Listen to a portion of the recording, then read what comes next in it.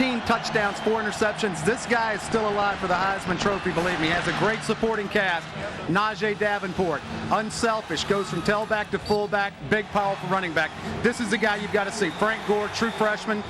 Unbelievable speed, and their defense, you talk about speed, McDougal and that defense certainly gets it done. Excellent football team in Miami, great speed. Temple Owls thought they were going to have a 5-6 win season. They do have some things that they can hang their hat on. Number 2 in the conference against the rush. Number 2 against the run, and they'll have their hands full this week, and they're going to have a big game from Dan Klecko. 9 tackles for losses, 2.5 sacks. Excellent football player. One of the guys we'll be watching, though, is a game breaker. Frank Gore, the freshman, averaging more than 10 yards per carry. Temple better find him.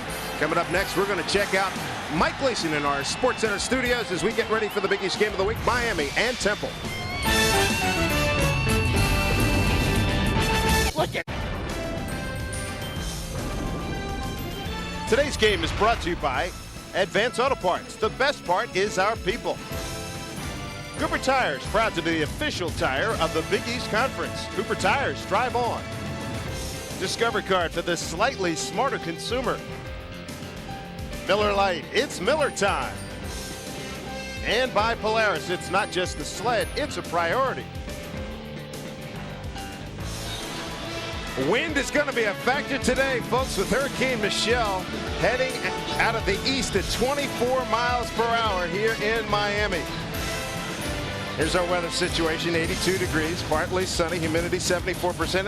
Actually rather comfortable here for Miami. 24 to 30 miles an hour out of the east, going right to left across your TV screen. And Bobby Wallace, 47 years old, signed a 3-year contract extension back in November in his 4th year at Temple. And Larry Coker, 3rd coach in Miami history to start 6-0, moves up from offensive coordinator. And Miami Hurricanes, they won the toss and they elected to defer. So Todd Sievers has it teed up. He is a semifinalist for the Luke Rosa Collegiate Place Kicker Award. He's having an outstanding season. And we are underway from the Orange Bowl, Big East football. And with the wind, as you might expect, Sharp catches the ball out of bounds. And Jeff, wouldn't you like to be teeing it up with this wind, an extra 100 yards, right? Unfortunately, you got to play some of those into the wind. That's exactly right. That's what Temple's facing as we start off here at Miami. Here's a look at their quarterback, the freshman Mike McGann out of St. Joe's Prep in Philly. He's out of Havertown, Pennsylvania, western suburbs of Philadelphia. Big guy, 6'6", 200 pounds, 47% on the season, 3 touches, 7 interceptions. And one of the stories for the Temple Owls this year, they've had to go long field so much. Tornado Sharps maybe back to the line of scrimmage. Good job. James Lewis came up. Jonathan Vilma, the middle linebacker, on the stop. Offensive line's been a problem, although Dave Jovanovich, he's been a horse for the Owls this year. And Jeff, what a line they've got to go against. Matt Walters leads the defensive line in tackles. This is a very quick, very aggressive Miami defensive front 7. 2nd down and 9. They do give him a yard credit. The wind really whipped them through here out of the eye. Miami showing blitz. They bring blitz on the draw. Nowhere to go. Swarmed under is going to leave a 3rd down and long. Jonathan Vilma with James Lewis again, and Vilma takes over from the departed Dan Morgan. Tornado Sharps, you've seen him in action. Jason McKee, pretty solid blocking back. Dillard, their number 1 receiver. Vilma, you've seen a lot of him these first 2 plays. DJ Williams, a converted fullback, outstanding on the corner. And Edward Reed, one of the captains, got 6 picks already, 1 away from the career record. 3rd down and 12 after that loss of 4 out of the gun for the Owls. Keep it very conservative. And they ran Chris Pitt. Jamal Green, number 55, made the tackle for the Canes. Jamal's a junior from Camden, New Jersey, so he's getting to play against a team from back in his home area. And with this type of wind, you certainly understand why Miami deferred and chose to kick the ball off and have the wind at their back the first quarter. J.C. Amore is on to punt against the wind, and he did a heck of a job to get it to go that far. The bounce, Buchanan cost his team about 15 yards by not catching the ball. And Miami's going to put the ball in play after the 45-yard punt from the 35-yard line.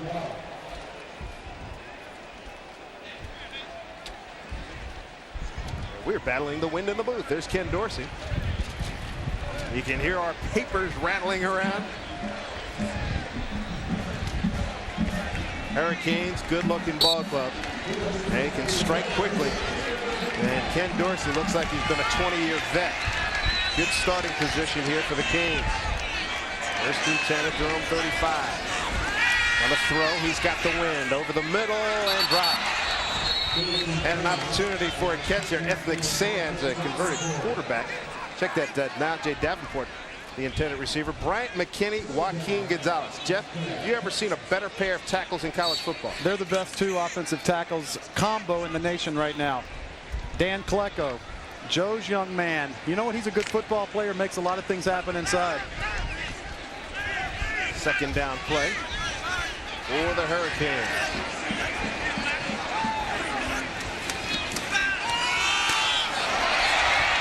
There's a nice tackle at the 40-yard line. Clinton Portis brought down by Sean Lacey, the three-way player for the Temple Owls. He wears number 1. Clinton Portis, outstanding run, just picked up 6 on that play. Davenport, good blocker, not running the ball a lot this year. Taylor Suman, Jeff, seems like he's been around forever. Led the conference in tackles the last 2 years. And Akeem Staples getting a start inside at linebacker as opposed to defensive end due to injury. Jamal Wallace, free safety, a good one for Temple. From the 41, a swing pass and hit right off the pads of Portis. So if you're the Temple Owls, you are thrilled right now. A 3-and-out by Miami. Dan Klecko applying the pressure to Dorsey. We talked about the quick first step. Certainly something his dad possessed was a tremendous first step. Same thing happening with Dan. Freddie Kepshaw punting with the wind. Oh, hangs a high one. Oh, did he get that one? Woo! Nailed it. 5 yards deep into the end zone. 59 yards. His long of the season. The previous best was 58. Well, both teams with a series of 3-and-outs. No score here from Miami. You're watching Big East football from ESPN Plus. Barkley for 3. 27-year-old Steffi Graf, Wimbledon champion. The Super Bowl most valuable player is Troy Aikman. 1 second on the clock.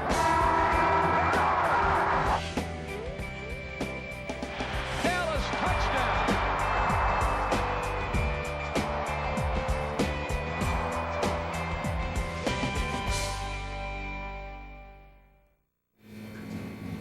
The yellow one is Pikachu. He's a Pokemon. Then who is Digimon?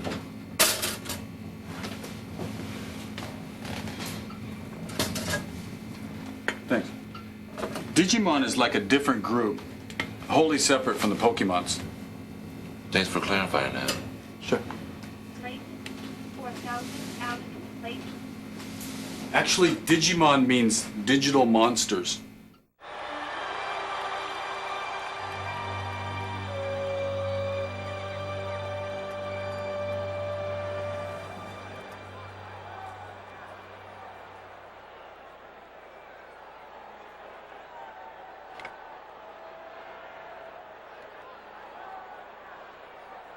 Go pick me out a winner, Bobby.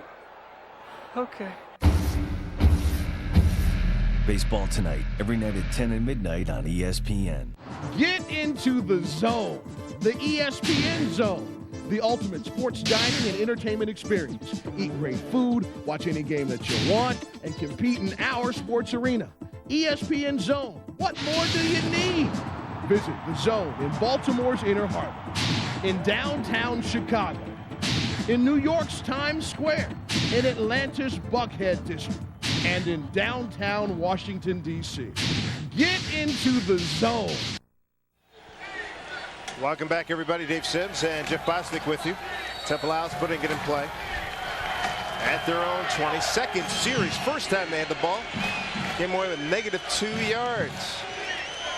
Going into a very strong wind. Sharps to the edge. 25, 30. First down and more down the sideline, and finally run out of bounds at the 36-yard line, a gain of 16. Nice run by Ternardo Sharps. Got to the edge on that right side. Good job by Anthony Bolden and Hendricks on the right-hand side. The real key block, watch your tight end on the right side of your screen. Sealing down, here comes the guard around. Denardo Shops does not need a big hole to get through. Quick, explosive. And you mentioned this in the open day. This was a team that was looking for 5 or 6 wins and hopefully, getting to a bowl game and really elevating this program back. Good block by Dan Carpenter. And one of the things they've had problems with, going long field. They pick up the blitz. Sharps cuts inside. Nice gain again. 42-yard line. Picks up 6. Vilma with the tackle. So a quick hitter. They saw that blitz coming, and here's what Temple did. 30 rushes, negative 36 yards, and that 36 yards was a bad snap that really killed their numbers. And I don't know if I've ever seen a number quite like this. 30 carries, and you lose 36 yards. And a snap botched, and it was applied towards the rushing total. They'll keep it on the ground. Sharps, oh yeah, big play. Number 17 got in there, DJ Williams. He's a guy that was very impressive. He was the USA Today Defensive Player of the Year in 1999. Came here as a fullback. In fact, had a real good game against Florida State here in the Orange Bowl last year. And right there at the hole, and that's the one thing you see. Taking that inside pad, not letting him outside. Good tackle. 22 of them, 1 for a loss. We talk about speed defensively. Virginia Tech certainly fast. This Miami team equally as fast. Temple just converting 26% on 3rd down. Lynch coming. Little play action. McGann, 1st down and more. Carpenter into Miami territory, out of bounds at the 45-yard line by Edward Reed. So the Owls moving the ball, a 10-yard pickup. First pass of the afternoon for McGann. Certainly they put the emphasis on running the football. Play action. Good ball fake by the young freshman. This is not an easy throw into this wind. 25, 30-mile-an-hour wind. How often do you see a freshman throwing to a freshman? You got that right. At this level of football.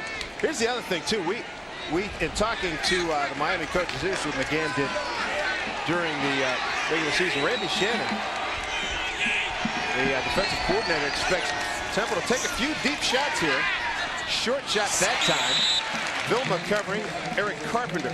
Carpenter's a freshman out of Lebanon, Pennsylvania. If you're Bobby Wallace, the head coach from Temple, what do you have to lose this afternoon? Open up your entire game plan. Certainly the weather will dictate part of that. And visiting with Bobby this weekend, he said one thing. He said, this is not the type of season we expected. He says, but our kids have not quit. They are continuing to play hard. And that's all you can ask for. He had a 1.5-hour meeting with his team. We'll get into this longer as the game goes on. Absolutely. 2nd down and 10 for the Miami 45. Oh, and a run straight up the middle. Lester Trammer, his first carry. He's a senior from Greenbelt, Maryland. William Joseph met him in the hole. Williams, a junior from Miami. Bobby Wallace said one thing, Dustin. You look at the records, this is Bobby's 4th year. Started to turn the corner in 2000 with a 4-7 record. They had great expectations. He was talking about maybe 3 out-of-conference wins and trying to win 3 in the Big East or, come to a 6-5 record. Had an hour-and-a-half long meeting with his team talking about the mindset of winning and losing. And this is the type of thing that's happened to the Owls all year. Just when you think they've got it going on, they get a bad snap like that or something falls against them, goes against them, and that ball all the way back to the 40-yard line. We talked about the win, Dave. This one's not even close. Donnie Klein, the center, number 56. You have to have a lot of, credit for this Temple team. Donnie Klein's been playing all year long with a torn ligament and to a part of a cartilage torn in his shoulder. Doesn't practice during the week, plays the game. More into the wind. This time Buchanan makes the catch at the 32. Got room. Fumble, look at this. Who's going to get it? What a scramble here. It's going to take a while to sort this out. Oh, my goodness. Miami recovered at the 19-yard line, a 29-yard punt. What a wacky play. That ball must have advanced 20, 30 yards on the fumble. We talk about records. I don't think I've ever seen a fumble travel that far. Oh, I definitely think that's all the years I've been watching football. I've never seen one like that. Absolutely remarkable. We'll take a timeout here in Miami. The Canes at the 22-yard line when we come back after this wacky play here at the Orange Bowl. You're watching Big East football from ESPN Plus. They are Saturday soldiers, prepared for battle, fighting for every pass, every yard, every touchdown. Catch all this week's college football action with ESPN Game Plan. It's maximum college football with up to 12 games you can't see anywhere else, only on pay-per-view. To be there, all you need to do is get ESPN Game Plan, now available as pay per day. To order, call your local cable operator or 1-800-DIRECTV or 1-800-333-DISH.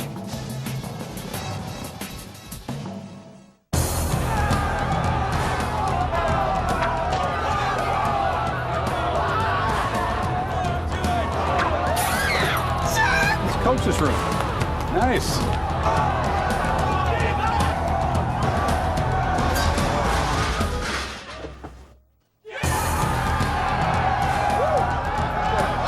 And we're back. Alabama. College Game Day, presented by Discover Card. Saturday mornings at 10:30 on ESPN. All right, Mike, hour 32 of ESPN Radio's Hands on the Heisman contest continues, and so far we don't see any quit in any of these contestants. Except for me.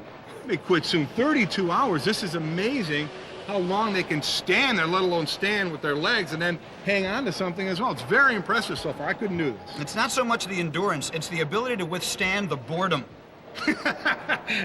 For a check of the ESPN radio station near you, go to espnradio.com. Good-looking day here in Miami, although very windy. How about this return by Buchanan? Could be very well the longest fumble in NCAA history. Tremendous job by number 25, Al Marshall, to recover that football. Number one, football's oblong. 47-yard punt return. Hard to fumble, get a fumble recovery when the wind is blowing the way it is this afternoon. Anthony Nebhard was the one that caused that fumble. He's out of Manhattan, uptown in Harlem. The Canes in great shape here. 1st and 10 at the Temple 22. 47 yards on that return. They had a good 30-yard look like on that return on the fumble. Dorsey, Clinton Portis into the second wave. John Lacey hit him, but Portis fights his way to about the 14-yard line. A nice run by Clinton Portis. The second effort picks up 7. We talked about the 2 offensive tackles from Miami, and certainly they're a big part of the success of this offense. Dave, this offensive line has given up 1 sack in their last 12 games. Have not given up a sack at all through 2001. Amazing. Last guy to sack Dorsey was Keith Staples, number 5 for Temple. Game we did in Philly last year. 2nd down and 3, balls at the 15. Dorsey's looking that way all the way. And Miami is on the board. Touchdown, Kevin Beard. 15 yards, his 2nd TD for Kevin Beard, and for Dorsey, his 14th of the season, but more importantly, his 49th career touchdown pass, establishing a Miami record, 23rd straight game with a TD pass, and he moves ahead to Steve Walsh and Vinny Testaverde in the all-time list here at Miami. Talking to Harry Donahue and Steve Joachim, the Temple broadcasters. They said how Temple's cornerbacks tend to give a lot of cushion, and that they did. Miami saw it, took advantage of it. Point after by Severs. He's 33 of 34 now on the season. 2 plays, 22 yards in just 50 seconds. It's 7-0 Miami.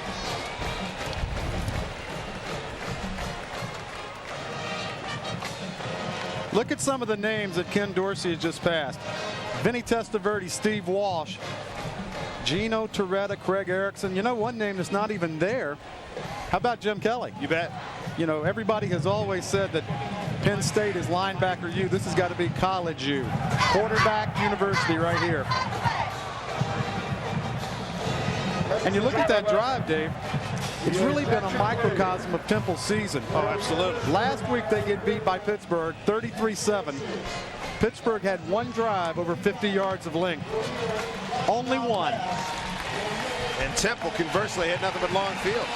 Here's another look, Jeff. Good job by Miami formationing. And you know what? You get your wide receiver, Beard, out on an island with a cornerback. Look at all the people in the box. Long throw for Dorsey. Make one person miss a tackle, easy touchdown. And how about the fact that Dorsey, that arm strength to get that ball so far across the field. They had to throw it 2/3 away across the field. 7-0 Miami. And for those that aren't here, they can't appreciate how strong this wind is blowing. How about very? How about this little storm out in the Gulf? Yes, indeed. Hurricane Michelle. Winds up to 110 miles an hour. All hands on deck and all the weather channels and news stations down here. Sievers got a chance to return this. Maybe not. 6 yards deep. Sharps will keep it right there. Third time Temple will start from its own 20. Here's the question as a penalty flag down. I think we're going to have a personal foul against Miami. A little extracurricular, giving him the business after the play. The immortal words of Ben Dreith.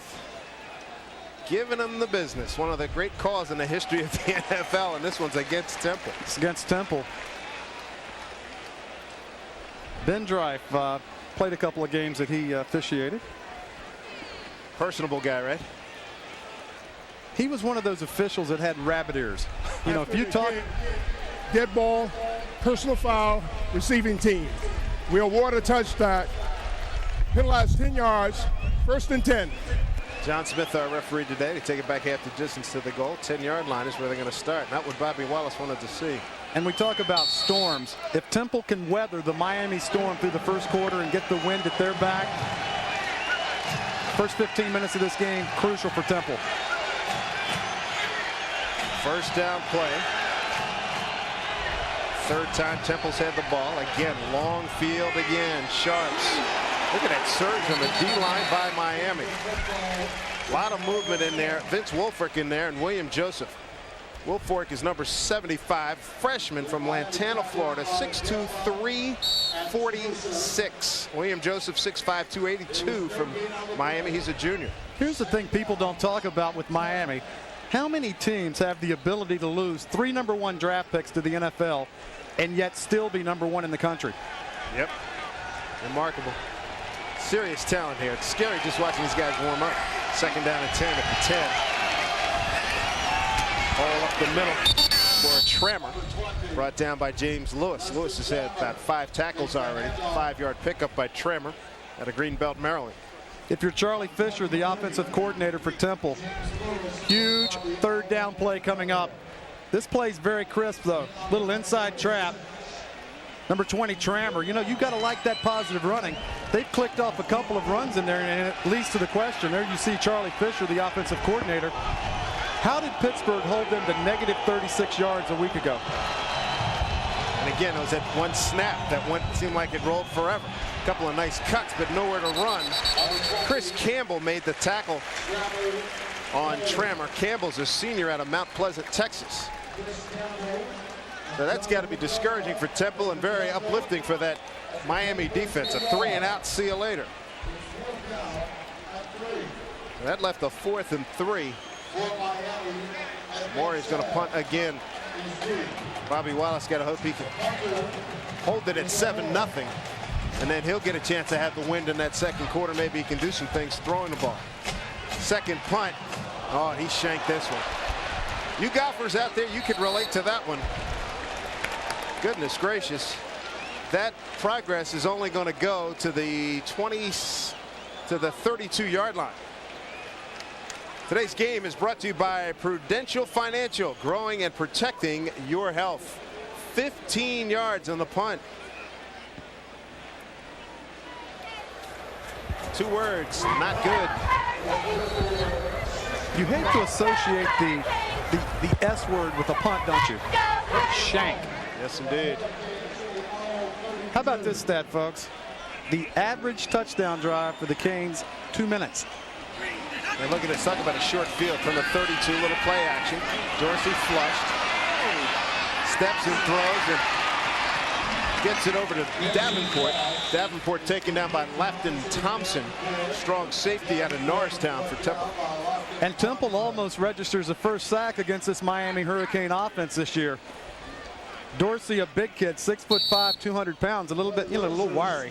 Look at that stat, folks. It's amazing. Last regular season sack against these Temple Owls last year in Philadelphia. And that's the key for a quarterback. If you can keep him clean, Give him confidence in the pocket to step up and deliver the football. Good things happen. Loss of about 2 on that play. So here's Portis gliding, and he gets back to maybe the original line of scrimmage. Pretty good penetration by who else? Number 73, Dan Klecko. Nice play by Klecko. Really clogged it up in the middle. 7-0 Miami. Took advantage. 15-yard fumble snap and then a 47-yard return. Dave Sims, Jeff Bostic, and our Big East crew here in Miami at the Orange Bowl. Dorsey with Kevin Beard, a 15-yarder for a touchdown. Beat 1-on-1 coverage. 3rd down and 11. Dorsey got time, steps, throws, badly overthrows, penalty flag. They had Ethnic Sands running the seam wide open, and they overthrew him. And then what's this now? Back up field, Dorsey jawing with Raheem Brock. Dorsey got thrown down. I wouldn't be surprised to see Brock get thrown out of the game. Goodness gracious, we're all looking downfield. Then right in front of the referee, John Smith, Raheem Brock drills Ken Dorsey. So there's probably going to be a pass interference as well as a personal foul here. And you wonder what provoked the personal foul, throwing the quarterback on the ground.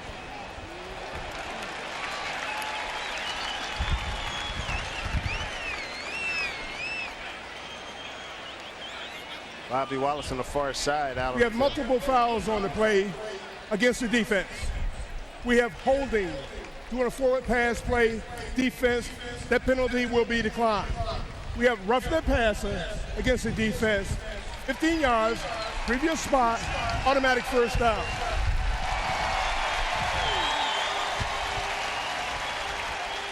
Five minutes to go here in the first quarter.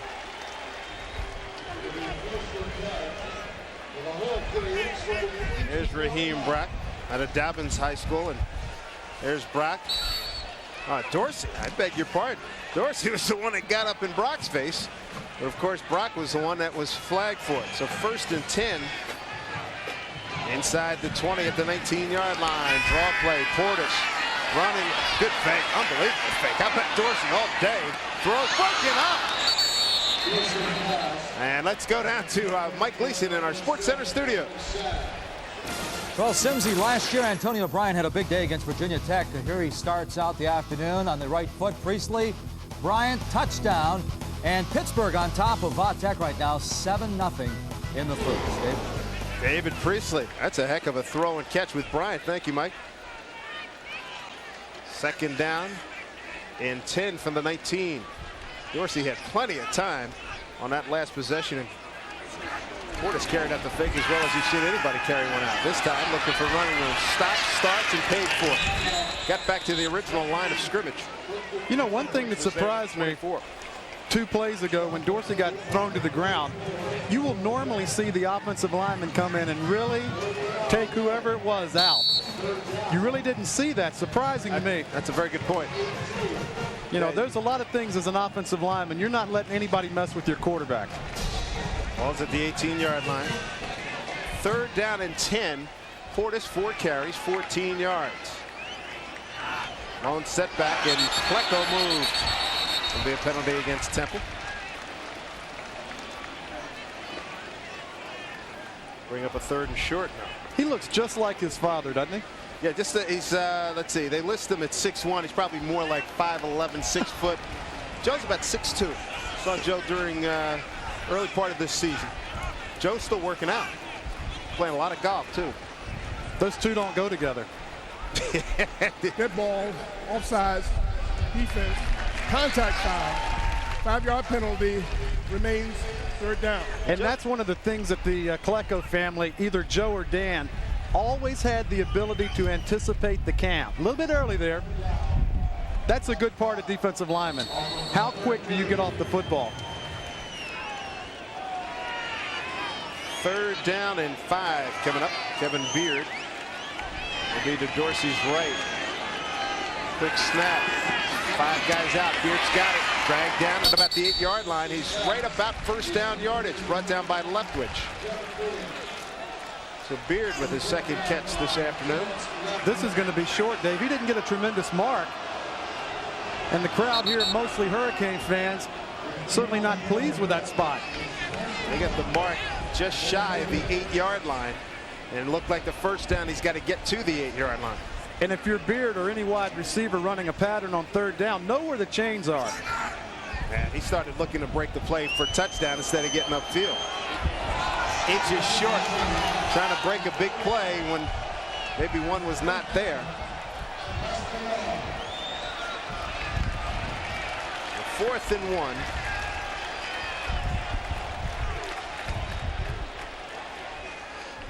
And they do a reset. 3:49 to go. Miami leading 7-0. They have never lost to the Temple Owls in Big East play. The only win by Temple in this series has to go back to 1930 in Philadelphia, 34-0. Temple win. 9-yard line is the official call. 4th down and inches. If you're Larry Coker, put the ball in the hands of the running back. You see the center Romberg coming off the field. Go behind number 78, Bryant McKenna. He adds a new dimension to big. 6'9", 335, folks.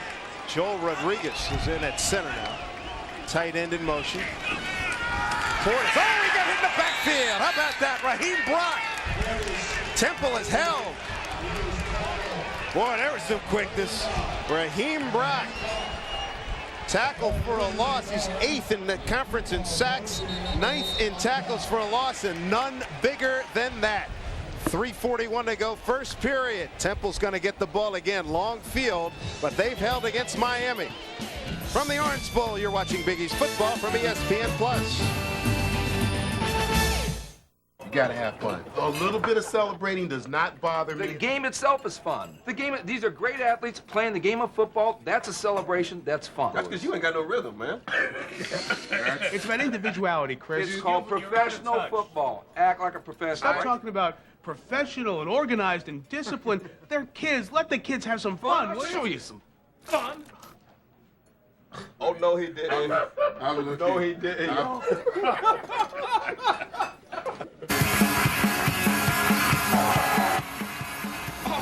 sweet.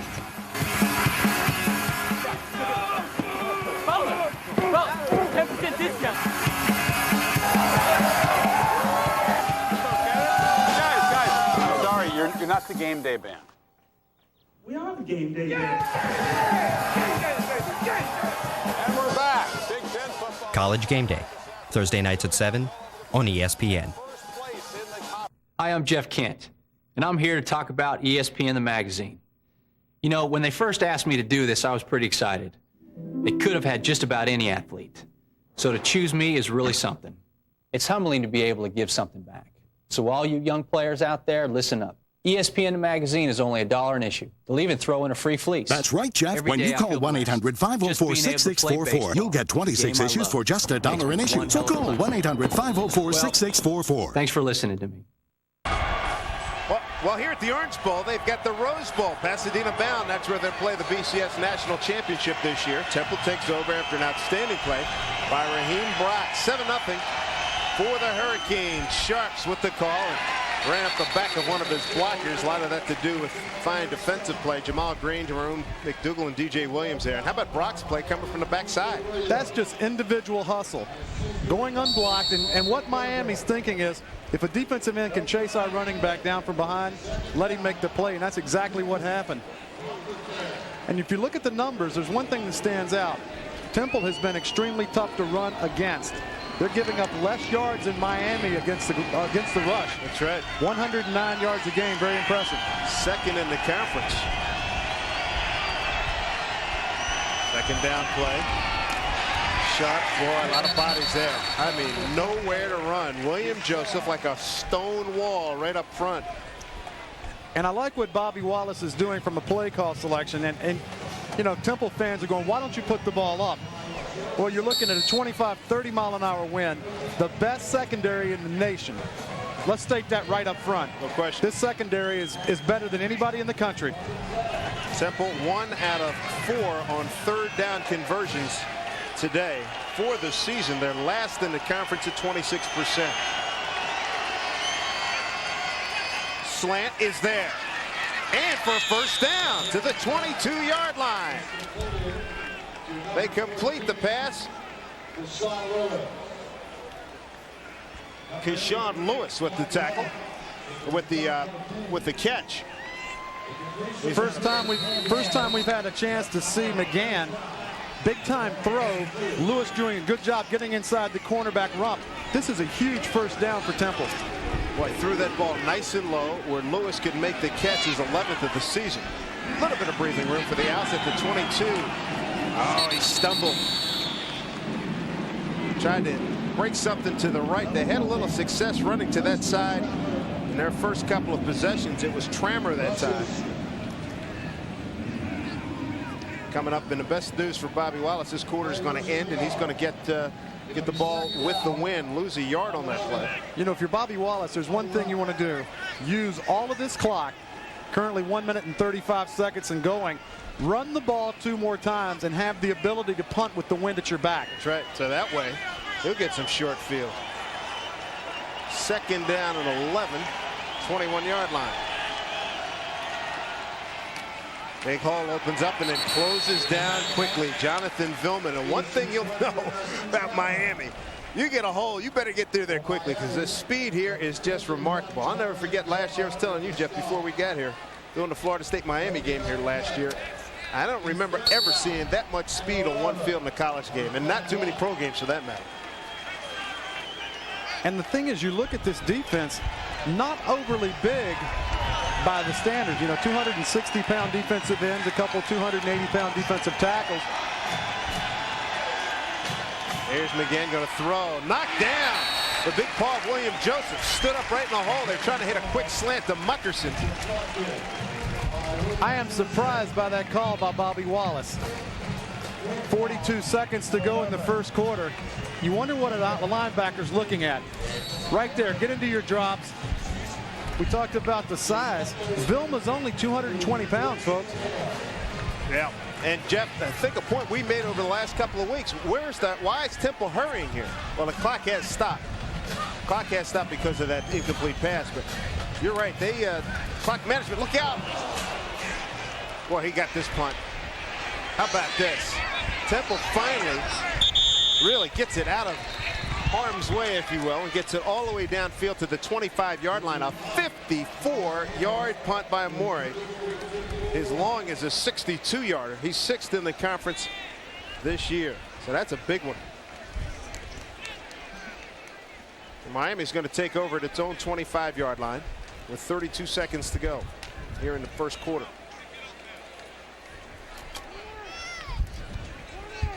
And you can hear the wind, 24, at least 25 miles an hour, and very well may pick up as we go along here. Dorsey, 3 of 6, 17 yards and 1 touchdown to this point.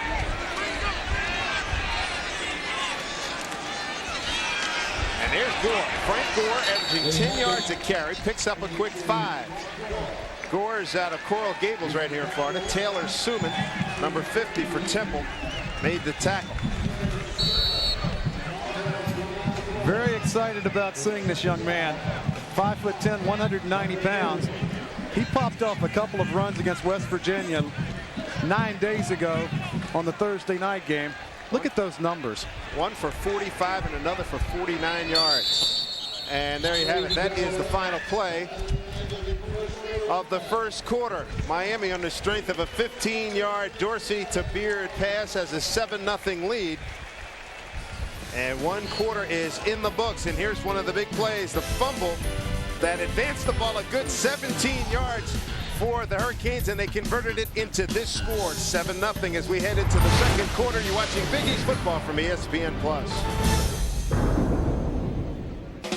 Ready to start the second quarter, 7-0 Miami over Temple. And let's take a look at our wide out of the week, brought to you by Polaris. It's not just the sled, it's a priority.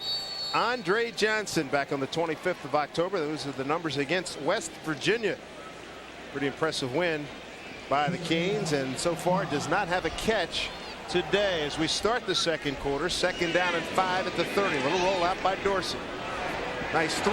Jeremy Shockey blasted down at the 45-yard line, but a first down for Miami.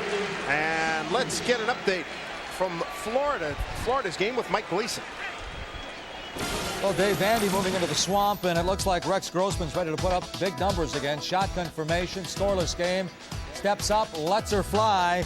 Taylor Jacobs goes up and grabs it down to the 2-yard line. Gain of 48. They scored from there. It's 7-0 Florida over Vandy. All right, Mike, thank you very much. Mike, we got Dorsey having a good game here. 4 of 7, 32 yards and a touchdown. After that completion to Shockey's tight end. Here's Gore turning the corner. And they get him before he does any further damage. It's a good thing Terrence Leftwich got there quickly at the corner.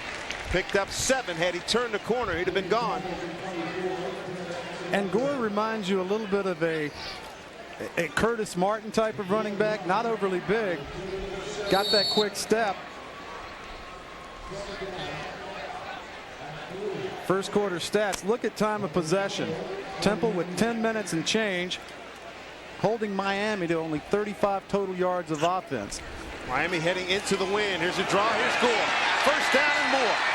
Inside the 40 to the 38. And again, he ran into Leftwich.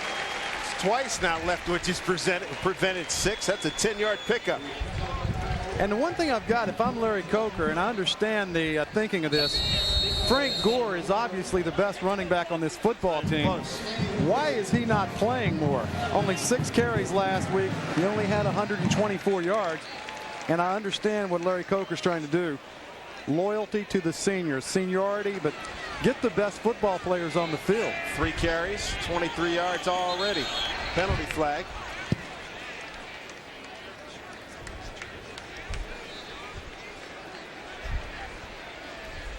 Good ball, false start against the offense. 5 yards, remains first down. Somebody on the left side, McKinney or Hajj Rasuli.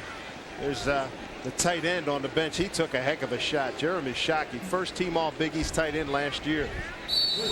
Will there ever be a bigger catch than he made against Florida State 2 years ago? Huge drive last year. Huge drive right here. Well, this is this year, right? This year and then last. That's 2 years, right? Yeah, semantics. Okay. From the 42. Again, Miami heading into the win. Get it out to Beard. And again, that big cushion that Temple gives on the corners. Get back to the original line of scrimmage, a 5-yard pickup. Knocked down by Sean Lacey is there, along with number 9, Jamal Wallace. And you wonder why there's so much cushion from the cornerbacks. You know, this defensive staff, Ray Monica, the defensive coordinator, what they're trying to do up front is put 7, 8 people in the box. That really puts your cornerbacks on an island. Sure does. Now, do you want to be out there all day long pressing the wide receivers from Miami? No, thank you. Yeah. Not to mention they get Gore in the game, too, and he can break one in a heartbeat. However, they get him here. Good play. Taylor Suman got an assist, but the original tackle made inside. And it's a good play for the Temple Owls. That was Almanise Boyles, 4-yard loss.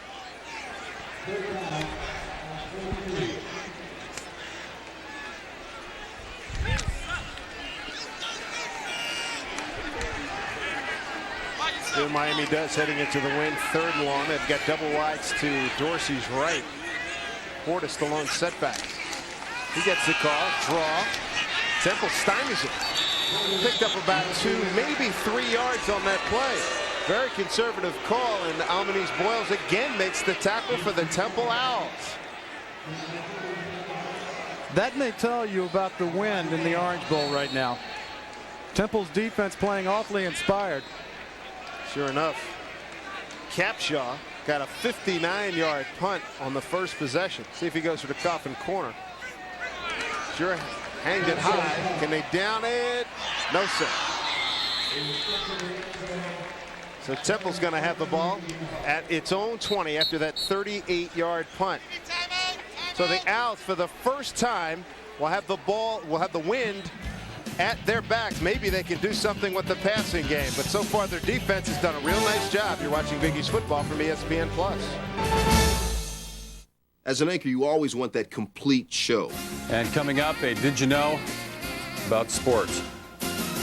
So, Ken, how you feeling? I'm fine. Never better. I'm great. I can go. Just let me finish like that. You'll get him next show. Sometimes you don't have your best stuff, so you got to bring in a closer.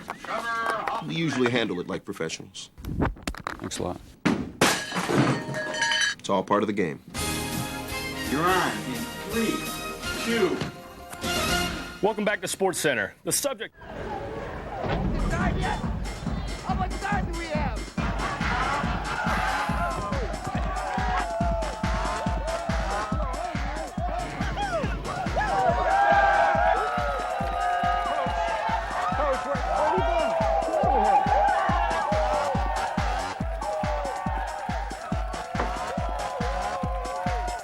And we're back. College Game Day, presented by Discover Card.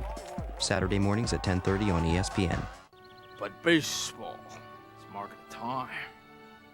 This field, this game, it's part of our past, Ray. It reminds us of all that once was good and could be again. Oh. People will come, Ray. People will most definitely come. Baseball tonight, every night at 10 and midnight on ESPN. You know, athletes are pretty well known for their superstitions, but I gotta be honest, our guys can be pretty quirky too. Have a good show, Kenny. You too. There's this one time Brian had a great show, didn't bathe for 17 days straight. Whereas this year, though, it's been a very different story. The worst had to be when Dan spilled clam chowder, Manhattan clam chowder, all over Reese. Had his best show ever. Of course, that got old for Reese really quickly. Yeah. He's in makeup. Okay. We're in a little Ibis head there here in Miami at the Orange Bowl, 7-0. A lot of green and orange, and make sure you join us next week on ESPN Plus. More Big East Game of the Week action. We'll get to see Dwight Freeney. What a year he's having. The Syracuse Orangemen on a 7-game winning streak. They take on the Mountaineers of West Virginia from the Carrier Dome. That's next Saturday at noon. Check your local listings for that game. 1st and 10 for Temple at the 20-yard line. First time with the win. Sharps moves it ahead for about 3, maybe 4. Jonathan Vilma was there for the tackle, the middle linebacker, along with Vince Wilfork. Did you see the quickness of Wilfork? I mean, the guy is huge. He only weighs in at 346 pounds. Tremendous penetration by the young man upfield. Watch number 75. There's the penetration. Watch who chases him down, folks. Look at the end of the play. Right there. You get a 346-pound man chasing the ball down like that. That's what you like as a coach. Just don't fall on your own players. That's right. Almost borders on illegal. Little play action, and with time, McGann steps, throws, got his man, leading receiver Dillon. First down, Temple. Covered by Edward Reed. Good-looking throw by the freshman. You have to ask yourself, is this a football team that's only won 2 out of 7 games? Defense very impressive. Their offensive line keeping their quarterback clean. Dillard leads the conference in receptions. Little guy, 5'9", 162 pounds. McGann's numbers 3 for 5, 32 yards. The biggest number, Dave, no interceptions. Yes, indeed, to the 34 after a 10-yard pickup. They show blitz on the top, run away from it. Nice cut, pretty decent gain by Trammer. Trammer came in averaging 3.2 yards per carry. Matt Walters, number 99 from Melbourne, Florida, with the tackle, number 91. This game for Miami is like a landmine game. No question about it. This is a game that you have to be emotionally and physically and mentally ready to play this football game. Odds makers say it's a 43-point difference. We haven't seen that thus far. Not at all. 2nd down and 6 from the 37-yard line. McGann's going to go out of the gun. Inside handoff. Running right into the teeth of the defense. McKinnon Fenton. M-A-K-O-N-N-E-N. He's out of Somerville, Mass. Brought down by Vilma, who's headed for maybe a 15-tackle day. Pick up of about 2. The ball is at the 40-yard line. Bring up a 3rd and 5. Vilma's been very active. He replaces a super player from last year, Dan Morgan. And Vilma is playing very similarly to Morgan. Temple, 2 for 6 on 3rd down today. A rollout. And he slips. My goodness, back to the 28-yard line. He had his tight end, Dan Bosnick, out of Uniontown, open in the flat. Loss of 11 yards. And that's what Bobby Wallace, when he was visiting with us, that's the type of play he described. You get tackled by the phantom man on the chalk line. McGann needs to calm down right there. He realizes one thing. He lost his footing. His team loses yards. The key thing that they have to do this afternoon, not turn the football over. You bet. Miami will make you pay. Timeout called by the Temple Owls. And we will take a break as well. 8:50 to go. And Temple trailing to Miami 7-0. You're watching Big East football from ESPN Plus. It's college football season, and that means classic Friday tailgate, only on ESPN Classic. Every Friday from 1 to 7, witness the greatest game.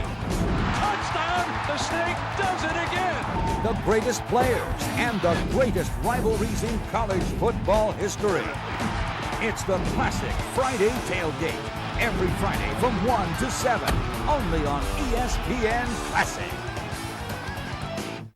The games will come to an end this weekend, but that doesn't mean you have to leave the worldwide leader in sports at home. Because the news, interviews, and analysis from your favorite ESPN personalities continues all day, every day on over 600 radio stations nationwide. Check your local listings to find the ESPN radio station near you. ESPN Radio. Take it with you. I'm Dan Patrick here in the ESPN Radio Chopper. Radio marketing is all about promotions. That's why we're blanketing the country with these ESPN radio bats. We've got live sporting events. We've got call-in shows. You can log on to ESPNradio.com and find out more about stations in your area. Or you can listen online. So tune in. And if you happen to catch one of these bats, enjoy!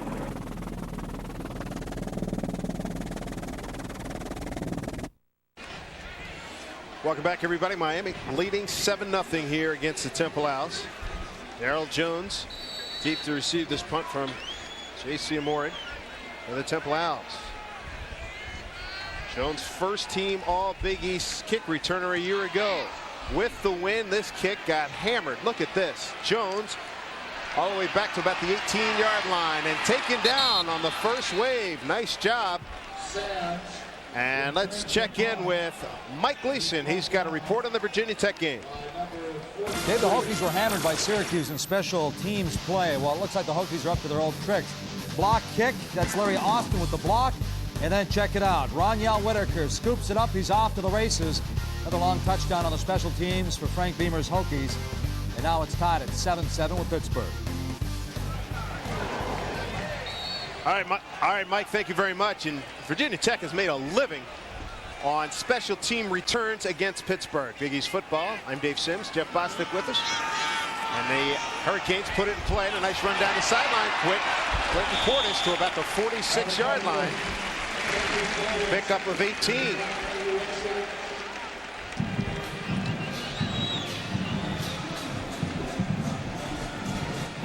Clinton Portis, look at the job by his tight end and his tackle. Making people miss. Powerful running back. And at Miami, you've got a tough decision. You have so many quality running backs. Who do you give the football to? Unbelievable, isn't it? The freshman Gore, who's 10 yards per carry coming into today's game. Here's Dorsey. Backside, didn't see the blitz. Throws underneath. Tight end. Pick up about 7 yards. Jeremy Shockey, his first catch, he got pounded. Wound up going to the sideline. Looks like he's still a little bit dinged up in the head area. Picked up 6. Second down and 4. Temple side of the ball of the field now. Don't you like Shockey? Look at the bottom where his shoes are coming up. No socks. Yeah, no, go figure. Ankles taped. Yeah. I'm sorry, I couldn't play that way. I hear you. Just a little bit different. Second down play. They run the draw. Portis, boy, he had any number of holes to pick. Got through the one he did choose and picked up the first down. Jason Davis brought him down after the 7-yard pickup. That must really be something for a running back. You get the ball and you've got 4 holes to run through. Which one do you pick? And if you're an offensive lineman, what a treat to block for these guys. Sure. You know, you make a little crease, it could be a home run, especially with 32 in the backfield. Davenport the fullback. Portis is the tailback. Beard's the wide receiver. Jones the slot man. Looking for the tight end. Find the tight end. Keeps it alive, close to first down. Dorsey wanted him all the way. Sean Lacey and Taylor Suman with the stop for Temple. 9 yards on the pickup. Dorsey made no bones about it. I'm going for the tight end on this play all the way. And Miami's offensive led by Ken Dorsey. They're saying, what wind? Yeah. You know, the wind's not bothering them right now. You have to love this young man's poise. You see the ball wobbling? Tell you one reason, wind. They're doing a tremendous job moving the ball downfield. This is a very stiff 25, 30 mile an hour wind, folks. Every bit. 6:30 to go. Second quarter, 7-0. Miami over Temple. Portis. Cut back. First down and more to about the 24-yard line. Picked up a 7. Jairo Amante with the tackle, number 26 for Temple. And you could hear the pads click up here. Portis brings pretty good load there. 5'11", 201. How about this? Having the ability to take your entire receiving core in your backfield out and replace them and not really miss a beat. Yeah, you bet. Poor offensive linemen have to stay in there the whole time. Andre Johnson and Kevin Beard split wide right. Play action. Dorsey's flush. Dorsey is sacked. First time since Temple got him last year. And they're saying fumble. But the first time Dorsey's been sacked, the last guy to get him was Keith Staples last year. This time was Amanice Boyles out of Staten Island, New York. A loss of 19 yards plus a penalty flag. Ray Monica, the defensive coordinator, coming with this is a jailbreak, folks. There's about 4 or 5 Temple Owls back in the backfield to sack. Number 11, Kim Dorsey. First of the game. Sideline warning for Temple, and the reason was that everybody in the sideline went nuts. They know they were the last team to sack Miami. And, you know, help me with this one. Sideline warning for what? Yeah, I know. You know what? This game is about emotion and about showing that emotion. Don't taunt anybody, but certainly when you're on your own sideline, that should not be a problem. Yeah, I agree. I tell you what, it looked like every person, man and woman on that Temple sideline went crazy. 2nd and 29 from the 43-yard line. Dorsey short out. Shockey. Oh, man. Head-to-head. It keeps going. Loose ball. It's picked up by Miami. How about that break? They get it down to the 29-yard line. Then he picked up an extra 5 yards, and Shockey just got drilled. Fumble recovered by Ethnic Sands. And check that, Kevin Beard. Jeremy Shockey has caught 4 balls this afternoon. 2 times he has been absolutely rocked. Right there, folks. That is a big-time collision. And right at the end, ball bops. Yep, Jamal Wallace with the hit. Miami fortunate they were able to recover this fumble. Ball pops out. You know, Temple's not at all intimidated by this number 1 ranked team from Miami. Gain of 13, still 3rd and long at the 16. Dorsey, flush, throws, heck of a catch inside the 10. That's good for a 1st and goal for Miami to Kevin Beard. Pickup of 21.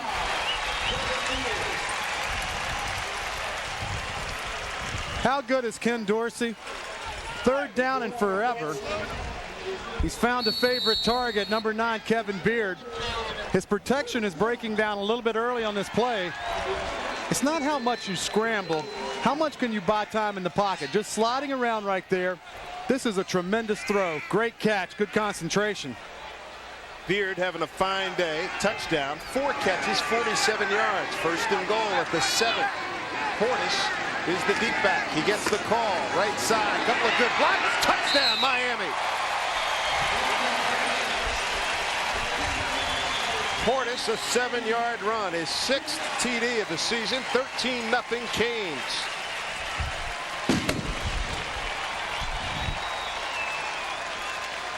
Put this touchdown on number 11, Ken Dorsey, making plays after third and forever. You know, everybody's getting to the stage now where they're talking about Heisman candidates. Who's going to win the trophy? If there's anybody more important to their football team than Ken Dorsey, show me. Severs with another point after. Solid blocking on the right side allowed Portis to have an easy way into the end zone. 14-0 Canes. You're watching Big East football from ESPN Plus. Put yourself in the hot seat of ESPN's 2-minute drill. Feel your heart pump and your adrenaline build as you race the clock. Now you can be in the hot seat at home. ESPN's 2-minute drill, the ultimate sports quiz show, comes to the PC with ESPN's 2-minute drill CD-ROM. Test your sports knowledge with host Kenny May and other ESPN personalities such as Rich Eisen, Tom Jackson, and Charlie Steiner.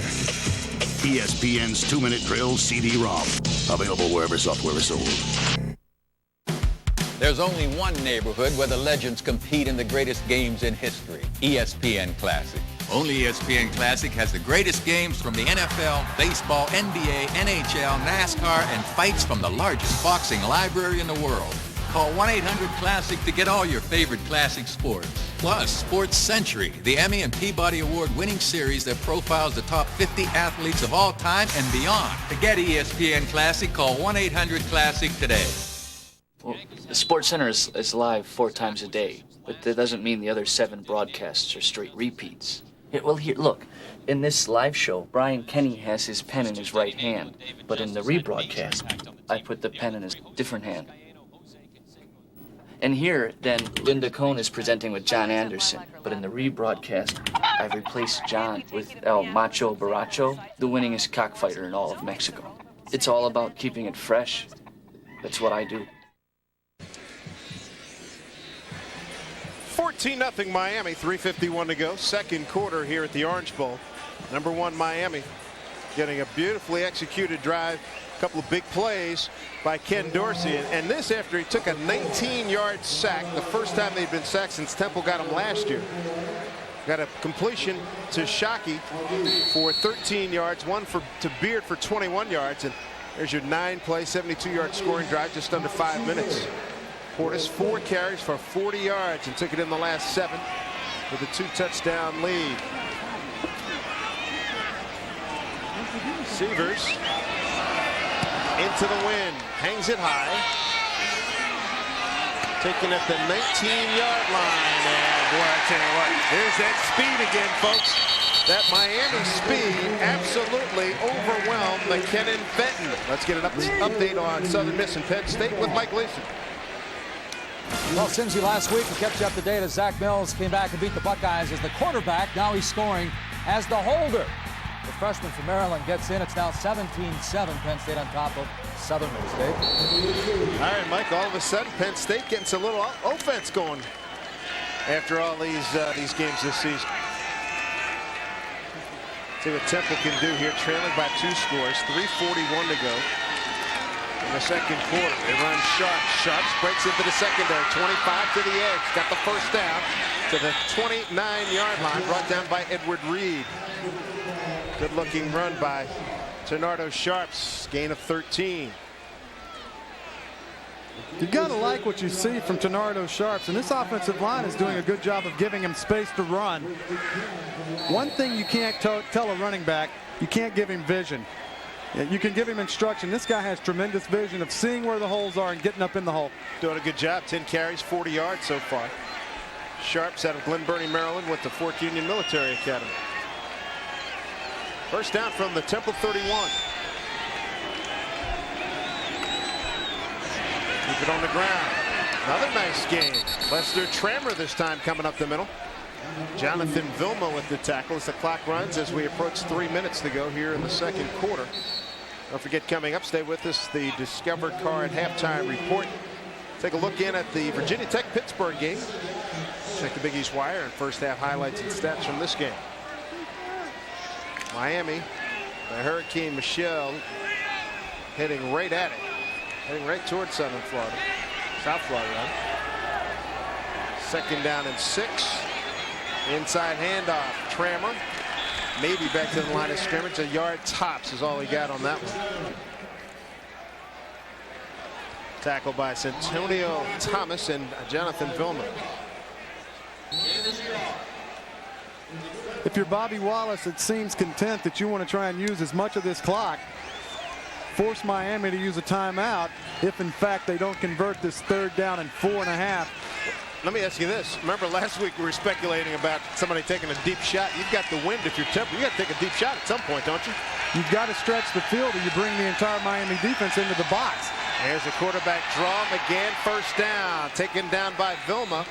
Clock at 1:52. So the quarterback draw, very effective. Gain of 9. Nice play by the freshman.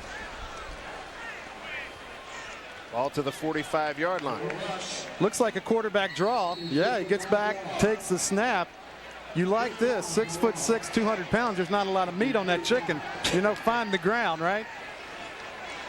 See if they take that deep shot. They got Krishan Lewis going far side. Muckerson will be to the bottom of your screen, wide out. Miami secondary showing blitz. They bring blitz. They run right at it. Into the secondary. And a nice run by Trammer, brought down by Edward Reed. And Trammer really delivered a blow to Edward Reed, the captain on this defensive unit. And you have to question, why is Temple not using a timeout? They've got 2 remaining, 1:15 remaining in this first half. 7-yard gain.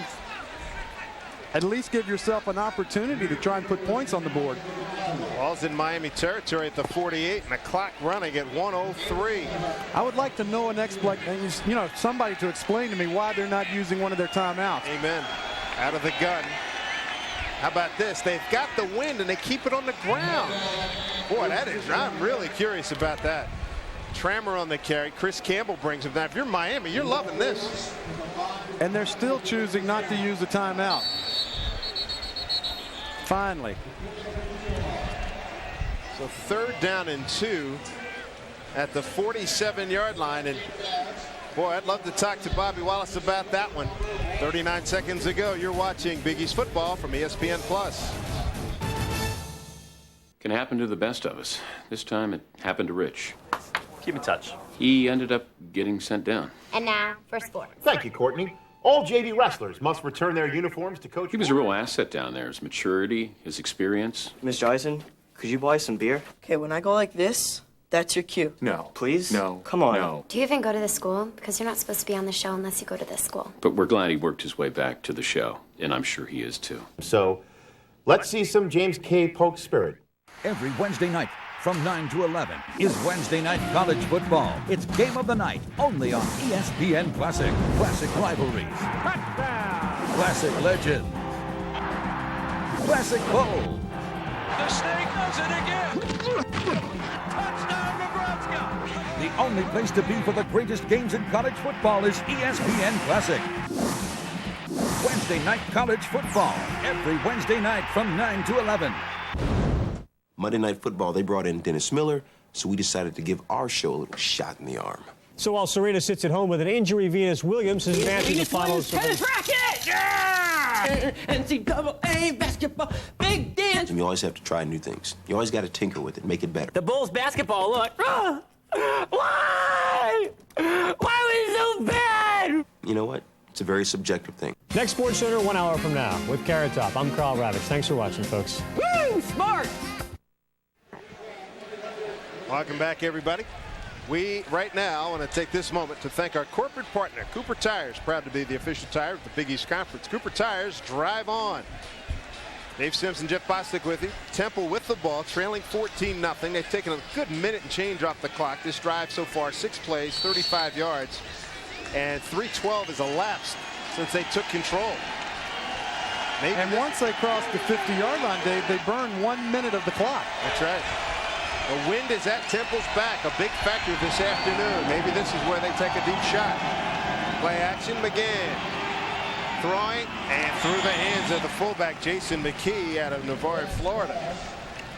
Boy, oh boy, that is some unusual. Let's cut to the chase. Some strange play call.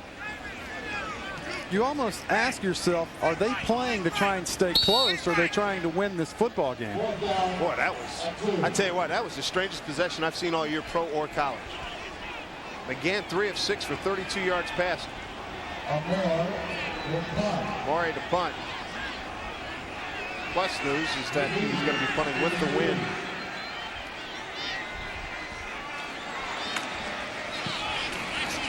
Hangs it high. And catch me at the 20. Look at this. Look at this. Today he got tripped up. He had a convoy down the sideline. They had a scoring possibility there. Good looking return. Edward Reed, dangerous on the catch down there. You wonder why he's catching the ball inside of his own 5-yard line. All good punt returners have the ability to make the first guy miss. Ed Reed gets kind of tripped up right there. He and number 8, Mike Rump, kind of bump feet, and you can see the frustration. Ed knew he had a convoy going down the right side of the field. Boyle's got a piece. I tell you, he had a good 6-7 guys in front of him. Well, let's see what Miami does. Looks like Miami's just going to take a knee. I'm telling you, that is the most unusual. That doesn't surprise me, taking a knee there, 14-0. But what was Temple thinking with the wind? Take no deep shots at all to end the first half. And when you look on the scoreboard, the number is still 0 for the Owls. Wow. You stick around long enough, you see it all. First half in the books here at Miami. Canes #1 in the nation. They've got a 14-0 lead. Dave Simpson, Jeff Bostic with you here in Miami. We'll be back shortly, but right now we send you to Mike Gleason in our SportsCenter studio. We are ready to start the second half. Dave Simpson, Jeff Bostic with you. Temple Owls will have the wind to their back as they kick it off. Cap Pakulemba, junior from Westminster, Maryland, puts his foot into it, drives it, and they're going to bring it out. 10-15, that's Andre Johnson, and Johnson gets to about the 22-yard line. Taking a look at our first half statistics. And the one that jumps out at you is Temple's ability to run the football, only 32 yards passing. We still don't understand what happened with clock management before the end of the first half. Temple doing what they want to, controlling the time of possession.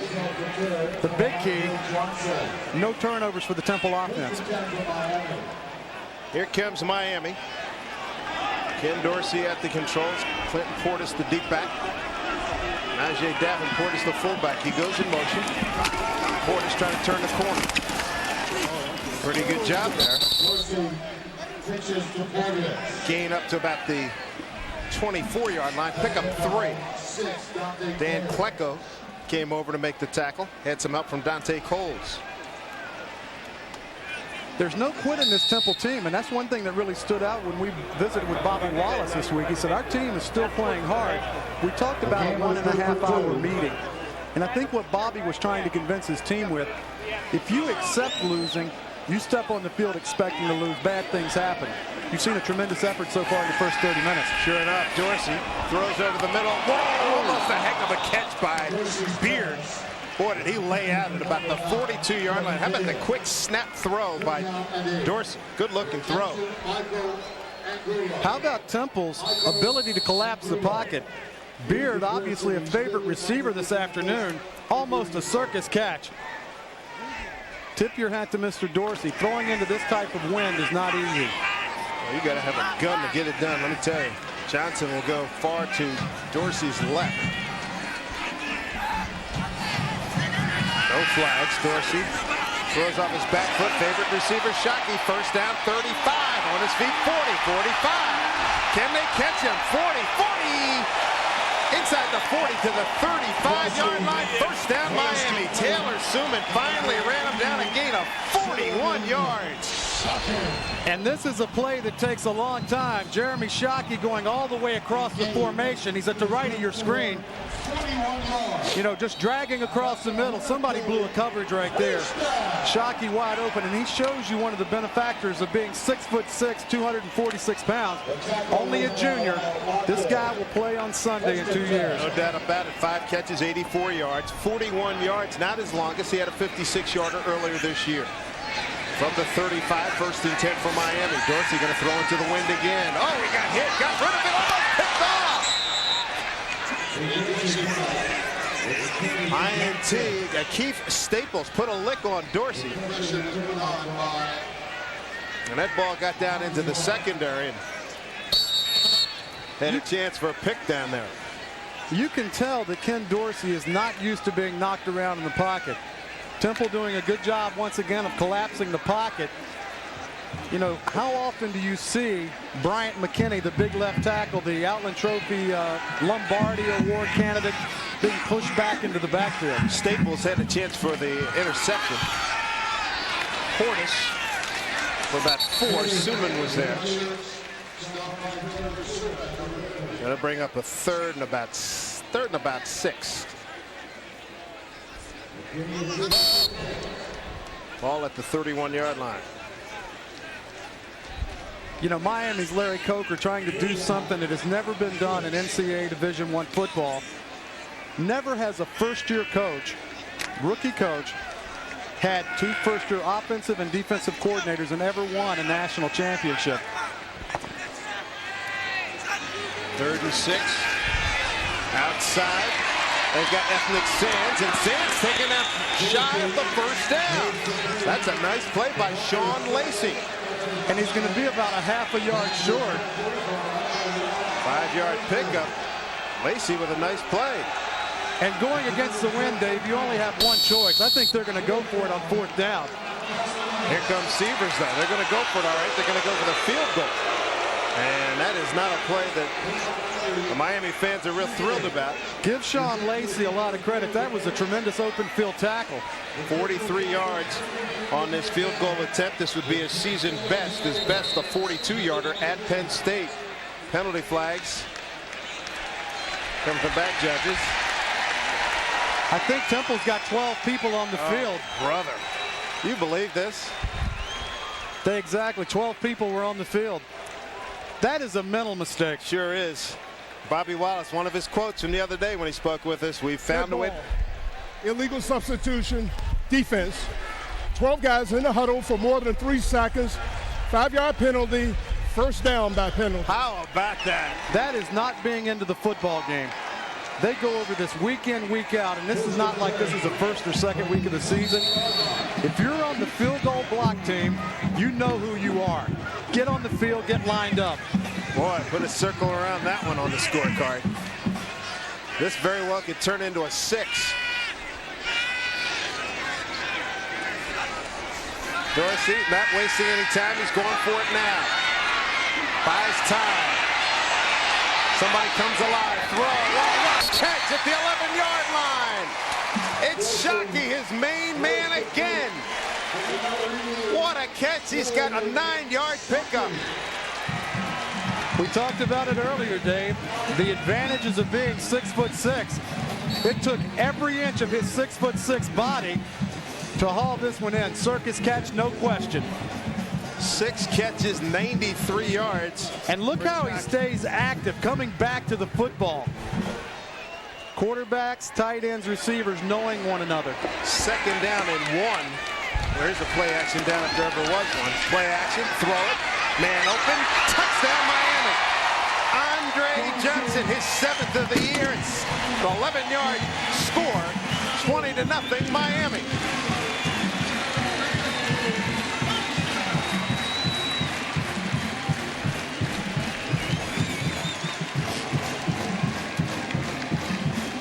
In the 2000 season, everybody talked about the catch by Jeremy Shockey. This was the drive by Jeremy Shockey. Huge reception to start the 3rd quarter and 2 big ones to add to it. Point after money in the bank. Exactly 11 minutes to go, 3rd quarter. 9 plays, 78 yards, 4 minutes off the clock. The first catch by Johnson today, and it's a beauty. An 11-yarder on the play action by Dorsey. The kid is so poised, he makes it look easy. We go to break with Miami leading 21-0. You're watching Big East football from ESPN Plus. As an anchor, you always want that complete show. And coming up, a Did You Know about sports. So Ken, how you feeling? I'm fine, never better. I'm great. I can go. Just let me finish like that. You'll get him next show. Sometimes you don't have your best stuff, so you got to bring in a closer. We usually handle it like professionals. Thanks a lot. It's all part of the game. You're on in 3, 2. Welcome back to Sports Center. The subject. Time yet? How much time do we have?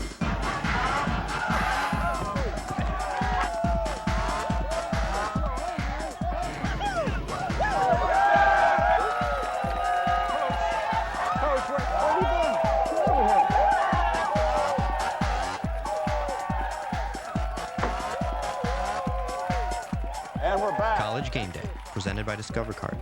Saturday mornings at 10:30 on ESPN. But baseball is marking time.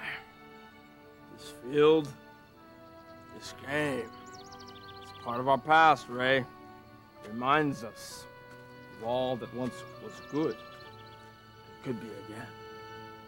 Oh. People will come, Ray. People will most definitely come. Baseball tonight, every night at 10 and midnight on ESPN. You know, athletes are pretty well known for their superstitions, but I gotta be honest, our guys can be pretty quirky too. Have a good show, Kenny. You too. There was this one time Brian had a great show, didn't bathe for 17 days straight. This year, though, it's been a very different story. The worst had to be when Dan spilled clam chowder, Manhattan clam chowder, all over Reese. Had his best show ever.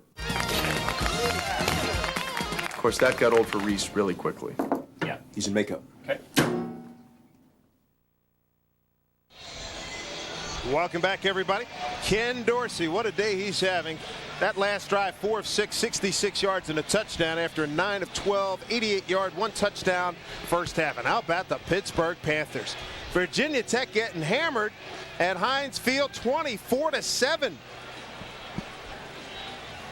This coming after Syracuse put one on them last week down in Blacksburg. And here's that last Miami score. You called it with the play action. And what a route. You know, you look at this offense, there are so many weapons, Dave.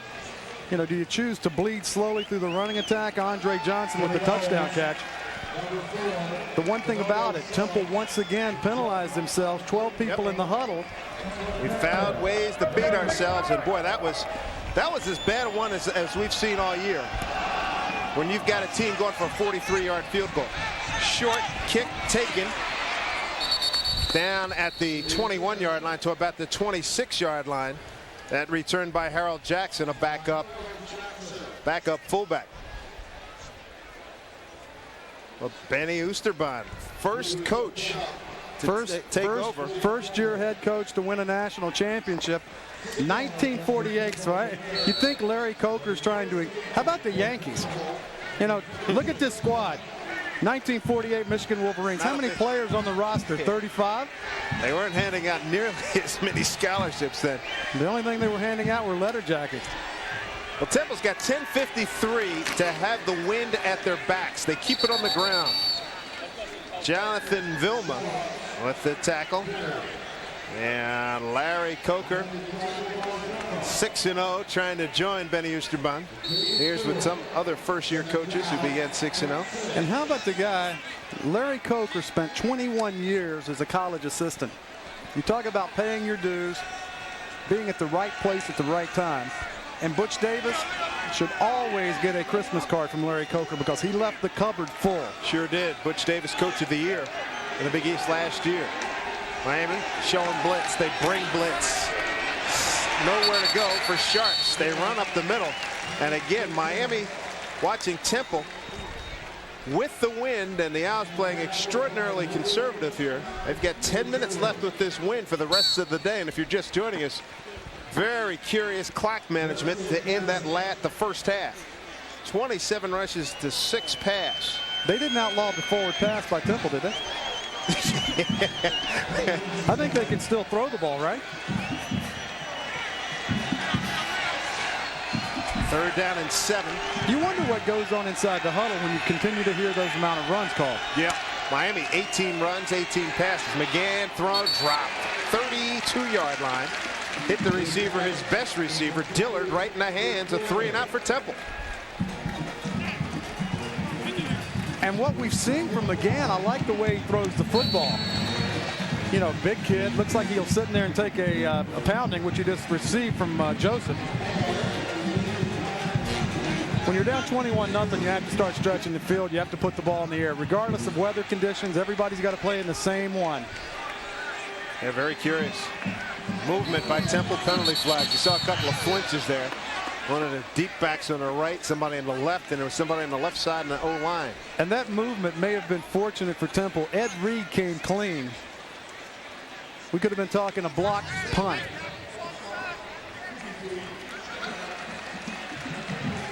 So now, Temple penalties 5 for 41.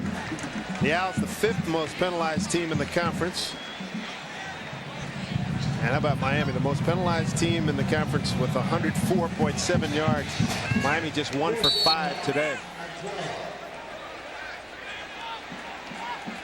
And Bobby Wallace stating his case to the officials to no avail. Say that again. 9:29 to go, third quarter, 21-0 Miami. Low snap, they go after him. Laurie gets it off. On the 35, Buchanan looking for a wall. And gets it, and a penalty flag late as he advanced the ball to the 48-yard line. Buchanan brought it back, brought down by Almanese Boyles. 42 yards on the punt, a 9-yard return. This penalty against Miami.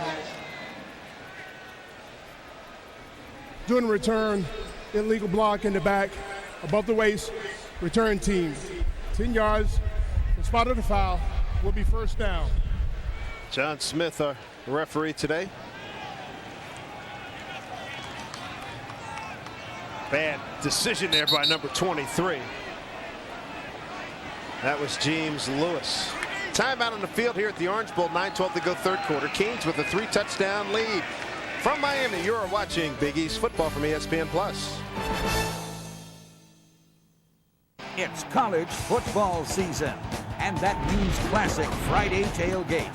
Only on ESPN Classic. Every Friday from 1 to 7, witness the greatest game. Touchdown! The Snake does it again! The greatest players and the greatest rivalries in college football history.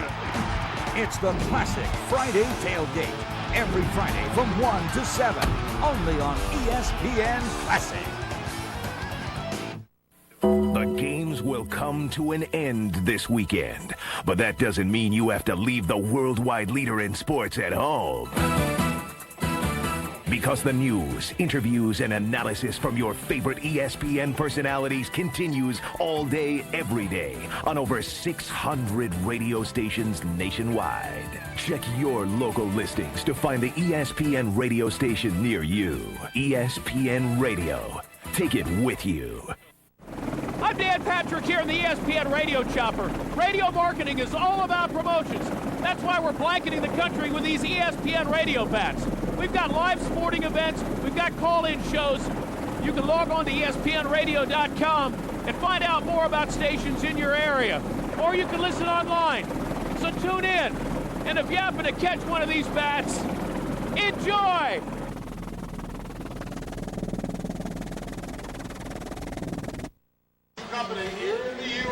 Welcome back to Miami, everybody. Dave Sims and Jeff Bostic with you. Big East football from Miami. We're at the Orange Bowl. Canes lead at 21-0. And time now for We Know You, brought to you by Citgo. Proud to support today's athletes. Greg Mark, an outstanding career here at the University of Miami. First team All-American in 1989. Third round pick of the Giants in 1990. Won a couple of national championships. Now on the coaching staff here at U of M. Haji Rasuli, the left guard, went to the locker room, cramped up. Here's Frank Gore to the edge. Nice, solid tackle by Yazid Jackson. Jackson, a sophomore from Sayreville, New Jersey.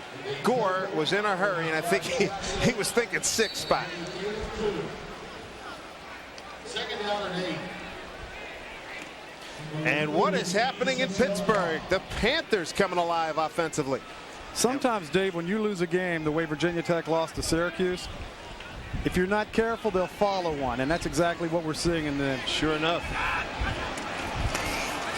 Penalty flag on the play. Gore straight ahead for about 4, but a penalty flag. Got to believe it'll be on Temple. Some premature movement. Taylor Suman on the tackle. And you know that little piece, "We Know You"? Mm-hmm. At halftime, I went down and, you've got to eat if you're a Hog. Right? You got to go find something to eat, right? And you talk about Miami and people that have played in the pros.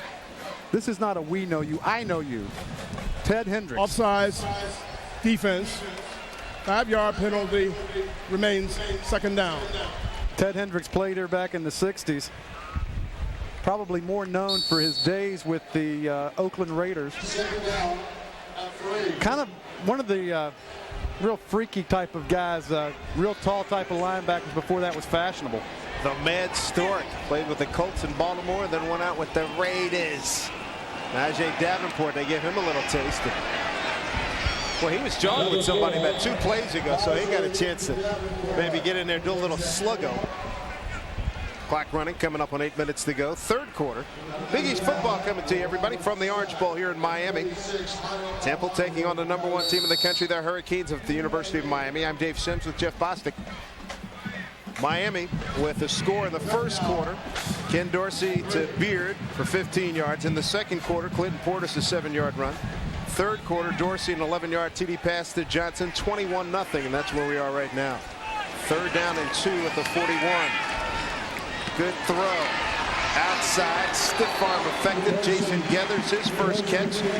Sid Jackson on the tackle, but a first down for Miami. Pickup of 10. And you see the stiff arm. That is the lost art. You don't see the guys, the running backs and wide receivers, implementing the old stiff arm. I still remember as a kid watching Jim Brown. Oh, anybody have a better stiff arm than Jim Brown? The hammer of Thor. I mean, man, oh man. Jim Brown, I tell you what, that was Sonny Liston hitting you with the right hook. And he went to Syracuse on a lacrosse scholarship. Yep. Dorsey looked down his progressions. Gore in open field. Look out. Nice move. Great tackle, though, by Sean Lacey. Saved further damage. Lacey, boy, I tell you what, he saved the 6th spot on that one, didn't he? Gore with a 14-yard pitch and catch. What type of weapon is it to get the ball into the hands of a guy like Gore in the open field? This is the open field, folks. You do not know how hard it is to tackle a guy like that one-on-one. Sean Lacey with a good job. Look at his numbers for the afternoon. 15 for 20, 178 yards and 2 touchdowns. Out of the eye. Average game, huh? Yeah. Beard in motion. Gore gets the call. Looking for a home run ball. He's into about the 28-yard line. I tell you what, Yazid Jackson has played one heck of a third quarter. As it is, the gain goes from the 35 to the 28, a 7-yard pickup. And everybody, when we're walking into the stadium this morning, Dave, they wanted to talk about one thing: the BCS, the BCS, the BCS. That one dude wouldn't leave it alone. He was fired up. and he wasn't going to leave until I gave him the right answer. And that answer was? I would have to agree. I think Miami's the best team in the country. You know what? It's not up to me. Pump and go. Ball, look at a win. Oh, and it works out. It's still, there's a penalty flag. Reach in, got some face mask. Sean Lacey. Andre Johnson was there. Dorsey did all he could to throw that ball down, and the wind ate it alive. And it still almost worked out for Miami because of the fine adjustment by Andre Johnson. Watch the top of your screen, Andre Johnson, number 5. This is one of the advantages of a ball being underthrown. You see Lacey's left arm across the chest. Watch the left arm right there. That is a no-no. I'm sorry, though, folks. There's not a lot of contact there. Did it prevent Johnson from catching the ball? The officials thought so. Yes, interference called, so 1st and 10 for Miami. And that's one of the penalties I don't agree with. It should be like the pros. If you're going to prevent a guy from being inside the 5, give him the ball at the 5. I guess when I get my own college league, I can implement any rules I'd like to, right? To the 14. Otherwise, be quiet and watch the game and enjoy it. Half the distance. Actually, I think from the spot. Dorsey, oh, good block. Got time. Got some people running free. Took a shot at Johnson down there. Couldn't get it to him. You saw that thing projectile through the air. That was number 89, Raheem Brock. We go back to that one statement Bobby Wallace told us when we visited with him this week. Our team does not quit. These guys have played hard. You certainly see evidence of that this afternoon. Ethnic Sands goes wide to the left.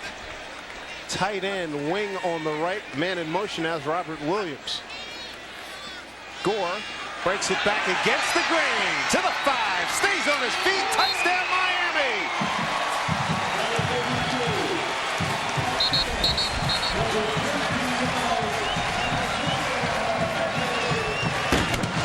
Frank Gore, 13 yards on the score. His 4th rushing touchdown of the season.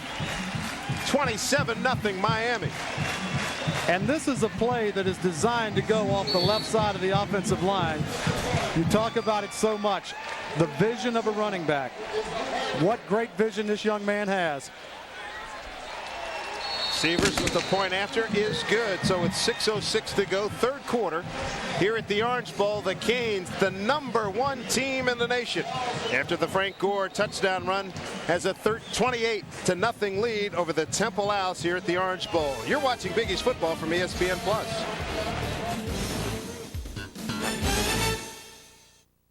Put yourself in the hot seat of ESPN's 2-minute drill. Feel your heart pump and your adrenaline build as you race the clock. Now you can be in the hot seat at home. ESPN's 2-minute drill, the ultimate sports quiz show, comes to the PC with ESPN's 2-minute drill CD-ROM. Test your sports knowledge with host Kenny May and other ESPN personalities such as Rich Eisen, Tom Jackson, and Charlie Steiner. ESPN's 2-minute drill CD-ROM. Available wherever software is sold. There's only one neighborhood where the legends compete in the greatest games in history, ESPN Classic. Only ESPN Classic has the greatest games from the NFL, baseball, NBA, NHL, NASCAR, and fights from the largest boxing library in the world. Call 1-800-CLASSIC to get all your favorite classic sports. Plus, Sports Century, the Emmy and Peabody Award-winning series that profiles the top 50 athletes of all time and beyond. To get ESPN Classic, call 1-800-CLASSIC today. Well, the Sports Center is live 4 times a day, but that doesn't mean the other 7 broadcasts are straight repeats. Well, here, look. In this live show, Brian Kenny has his pen in his right hand, but in the rebroadcast, I put the pen in his different hand. And here, then, Linda Cohn is presenting with John Anderson, but in the rebroadcast, I've replaced John with El Macho Borracho, the winningest cockfighter in all of Mexico. It's all about keeping it fresh.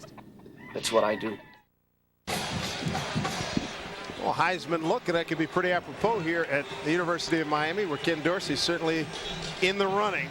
Yeah, but that trophy looked like it had 5 fingers. I mean, the thumb was as long as the other ones. What a team this Miami club is. They have taken advantage of a couple of big plays now. They had 2 big fumble recovers first half that maintained possession and took them into scores. Here in the second half, an illegal substitution play by Temple extended a drive. They cashed it in. Then a pass interference on this last drive by Lacey.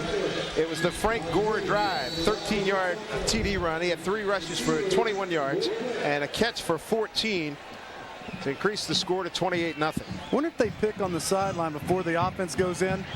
The first drive of the second half, it was the Jeremy Shockey drive. That's right. This past drive, it was the Frank Gore drive. Severs kick off into the wind, hanging up there. It's taken in about the 8-yard line, and the field opens up rather nicely here for Temple. And down the sideline with 1 man to beat. A great return. And that was McKinnon Fenton.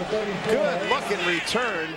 Temple in good position maybe to get on the board here as they get it into Miami territory at the 42-yard line. Mr. Fenton shows a little bit of his running back skills. 51 yards on the kickoff. Miami very fortunate. 51 yards on that return. Miami very fortunate at the end of that play. They didn't get flagged for another 15 yards for a face mask. That's right. So the Owls, before this drive, their average starting position was the 18-yard line. Now they come from the 42-yard line of Miami. Play action began, rolling, throwing, can't hit his tight end. Tried to get it to Eric Carpenter. It's intended for Eric Carpenter. It's a 51-yard kickoff return.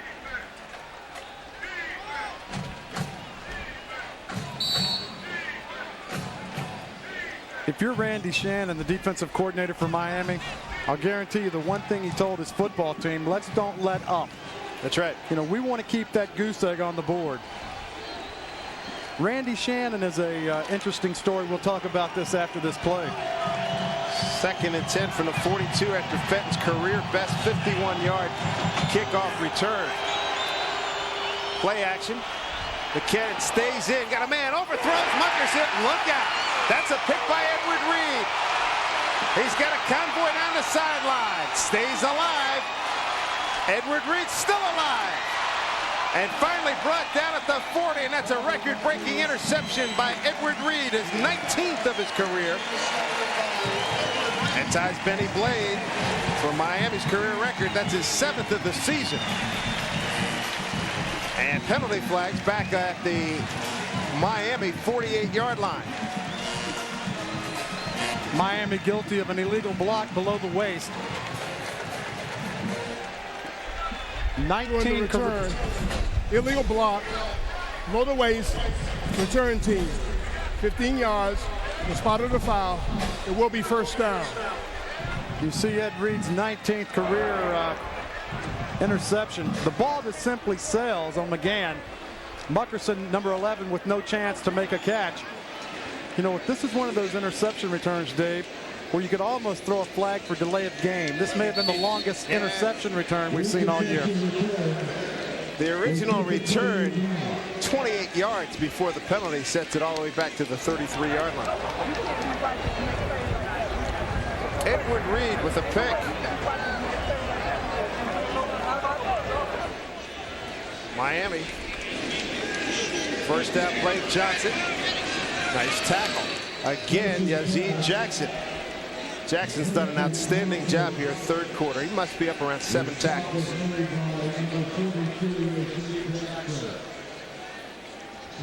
How about Miami? Leading the country, 16 total today with the +1. And the thing that stands out here, Dave, when you look at this turnover margins, Penn State obviously down. Rutgers, you've got some teams. You wonder why the BCS has Miami where they are. Try to go outside with Portis. Cuts it back. Look at his speed. First down, Miami. Jackson ran him out of bounds. 16-yard pickup. You can't teach speed. And it's like an automobile accident. Speed kills. Lofton Thompson, the strong safety for Temple. Portis is right there cutting back. Thompson is in tremendous position. It's like our former head coach Joe Gibbs used to say, never over-handicap your speed. Yeah, that's a great line. You know, Thompson did everything right but had the ability to run 4.3. Portis again. Cuts it up. Got hammered but picked up 8. Van Klecko, Troy Bennett on the tackle. 8-yard pickup for Clinton Portis. Miami's going to get the ball back in about a little under 4.5, and they'll be going with the wind. 2nd down. Call it a long 2. And Miami's got some of their backup offensive linemen into the game. I noticed that. Going to start running those guys down. Vernon Carey, number 60, playing right tackle. Gonzalez switched over to the left side. Straight up the middle, Najee Davenport for the first down for Miami.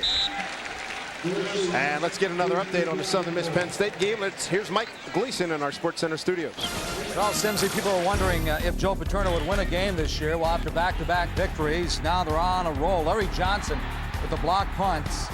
Now, if they win today, they'll go to 3-4. They still have 4 games to play. It's 38-7 in Happy Valley. Dave? Finally, some sustained smiling up in Happy Valley.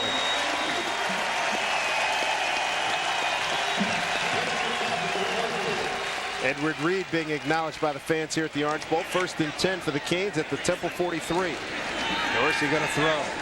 Over the middle, threw it behind. Shockey triple covered. He hit 3 minutes. He was still going to go to him. And I don't know that I've seen players. I think Jeremy Shockey and also Ken Dorsey, 2 of the guys, look at their shoes, folks. Looks like they've got the taped ankles with no socks on. I don't quite I don't understand the comfort in that. It's a generational thing, my man. Socks are not that important, right? I guess not. But I know where you're coming from. Second down and 10. And they'll stop that one.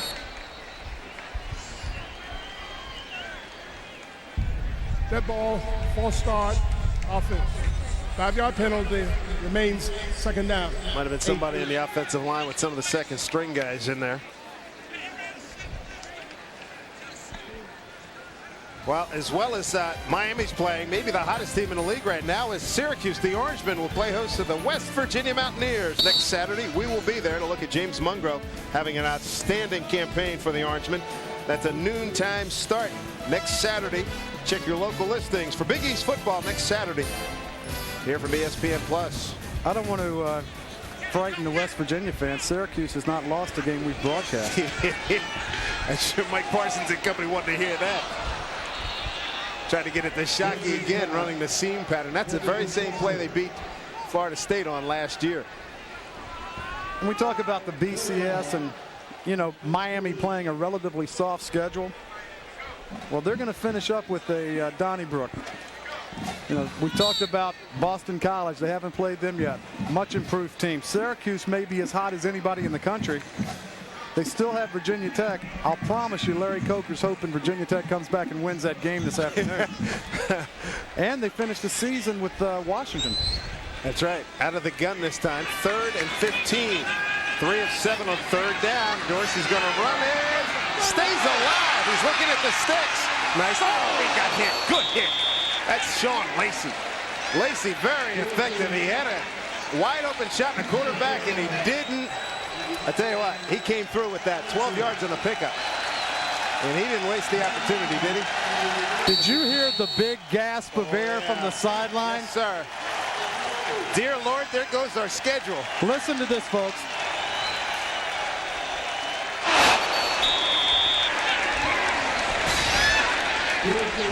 A little head snappage, boys and girls. That's when the watch gets knocked into the other pocket, right? 4th and 3, 36-yard line, 2:49 to go. First 0 for 1 on 4th down today. Portis calls timeout. He saw something he didn't like. He saw the play clock running down to 0. That's one of the advantages of having your tailback in an up position. Yeah. Now bring on the punt team. They didn't give him the timeout. No, they didn't. And this is not an easy place to see the 25-second clock. You'll notice it's perched down in the corners. Off to the side, on the near side. On behind Larry Coker to his right. So, and there's another one on the far side. Here's Sievers for the punt. Check that, Freddie Capshaw. It's coming back. How about that? Good call. The ball was over the goal line at some point. Boy, folks, at least a 25-mile-an-hour wind, 29 yards on that punt. Time now for a look at the Army of One, brought to you by the United States Army. And how about the University of Miami, what they have done here. 3 national championships. In the 80s, that 1989 team really was very productive, led the nation in total and scoring defense.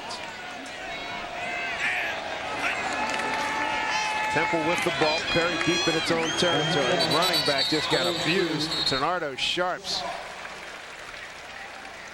tried to take it up the middle, and there was nowhere to go. Howard Clark, DJ Williams on the stop.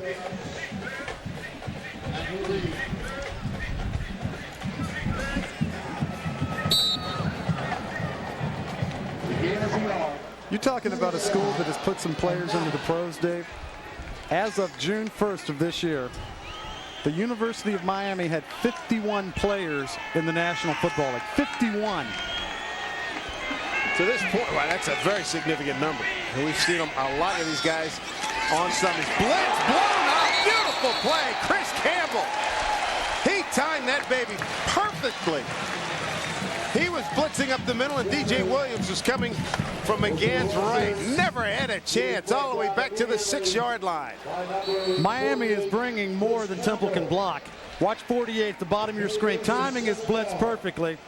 He almost took the handoff. I know. Loss of 7 on that play. So much for the total yardage number for the Temple Owls now for the game is 80 yards compared to 296 for the Miami Hurricanes, and 1:15 to go here in the first half. Keep it on the ground for about 2. So the Owls see Howard Clark make that tackle again, and that's a quick possession. This defensive unit, they're going to have to really roll their tongues back into their mouths. They are seeing a lot of field time here in the second half. The offense has done absolutely nothing. Keen defense has really risen up. Started to slap Temple around a little bit. Now, if you're Larry Coker in a 28-point lead, do you start going to some of your reserves and get your starters out of the lineup? Absolutely. See if they go after this punt. With the win, got an end-over-end job. Buchanan from the 48, plenty of space, eludes the first wave. Looking for help, got the help. Found the orange jersey. Look out! Here he goes! To the 10, to the 5, touchdown Miami! 52 yards on the return.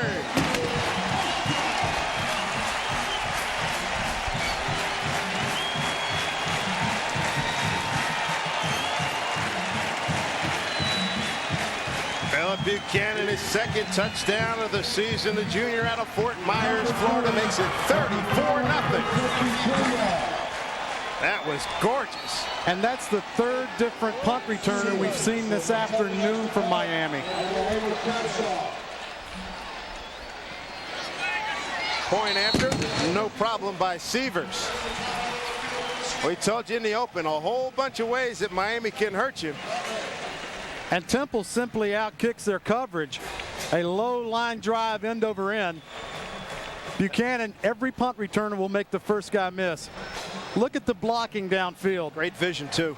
And when you get in the open field with a guy like Buchanan and a punter, no contest. Little zig, little zag, put a 6 on the board, and that's the 9th touchdown for Miami via special teams and defense. And you know what? All the punt returners and all the wide receivers, they know where the cameras are. What is that? Absolutely. Well, that's part of their great vision.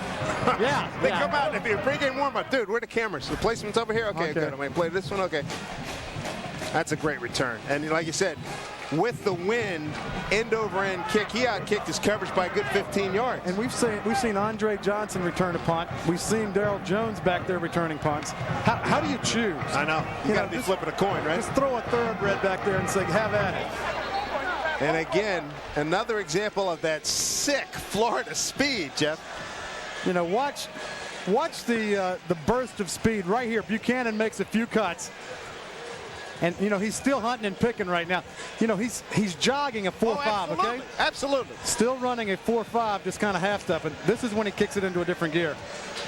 When you see these guys, they have times control, do zig and zag, you know you're in trouble. Outscoring a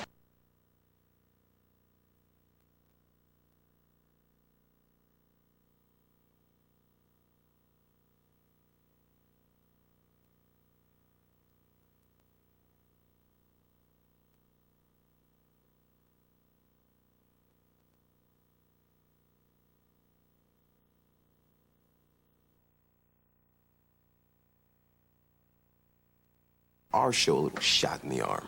So while Serena sits at home with an injury, Venus Williams is advancing the finals. Tennis racket! Yeah! NCAA basketball, big dance. And you always have to try new things. You always got to tinker with it, make it better. The Bulls basketball look. Why? Why was it so bad? You know what? It's a very subjective thing. Next Sports Center, 1 hour from now with Carrot Top. I'm Carl Ravitch. Thanks for watching, folks. Woo! Smart! Look at me, I'm a football. Like, I feel so free inside. Kirk, look, it's you and me. I have to go. I'm sorry. It's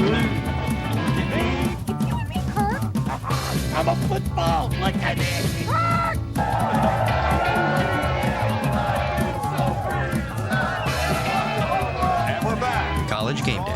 presented by Discover Card. Saturday mornings at 10:30 on ESPN. Hey, Boilermaker. Yeah? Got my curve breaking 2.5 feet. Oh, yeah? Then you have been practicing, huh? But don't give me no baloney about a curve breaking 2.5 feet, though. For how much? $10? Make it 20. We got a bet.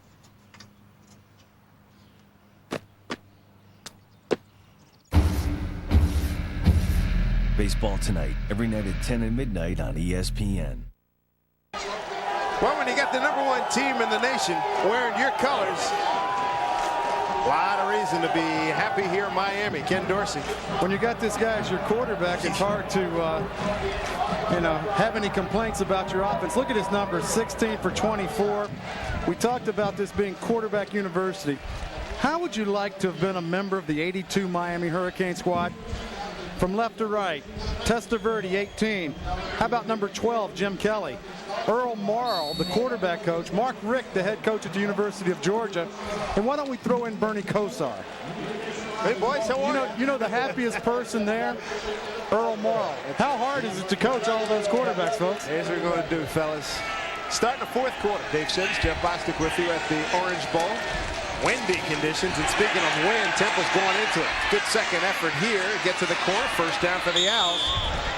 Banged out of bounds by Mike Rumpf. Good carry by McKinnon Fenton. Fenton with 2 really good kick returns and going to get some playing time carrying the ball from scrimmage. Penalty flag on the play.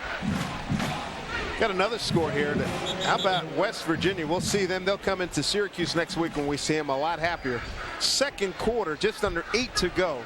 West Virginia leading Rutgers 38-0 in Morgantown.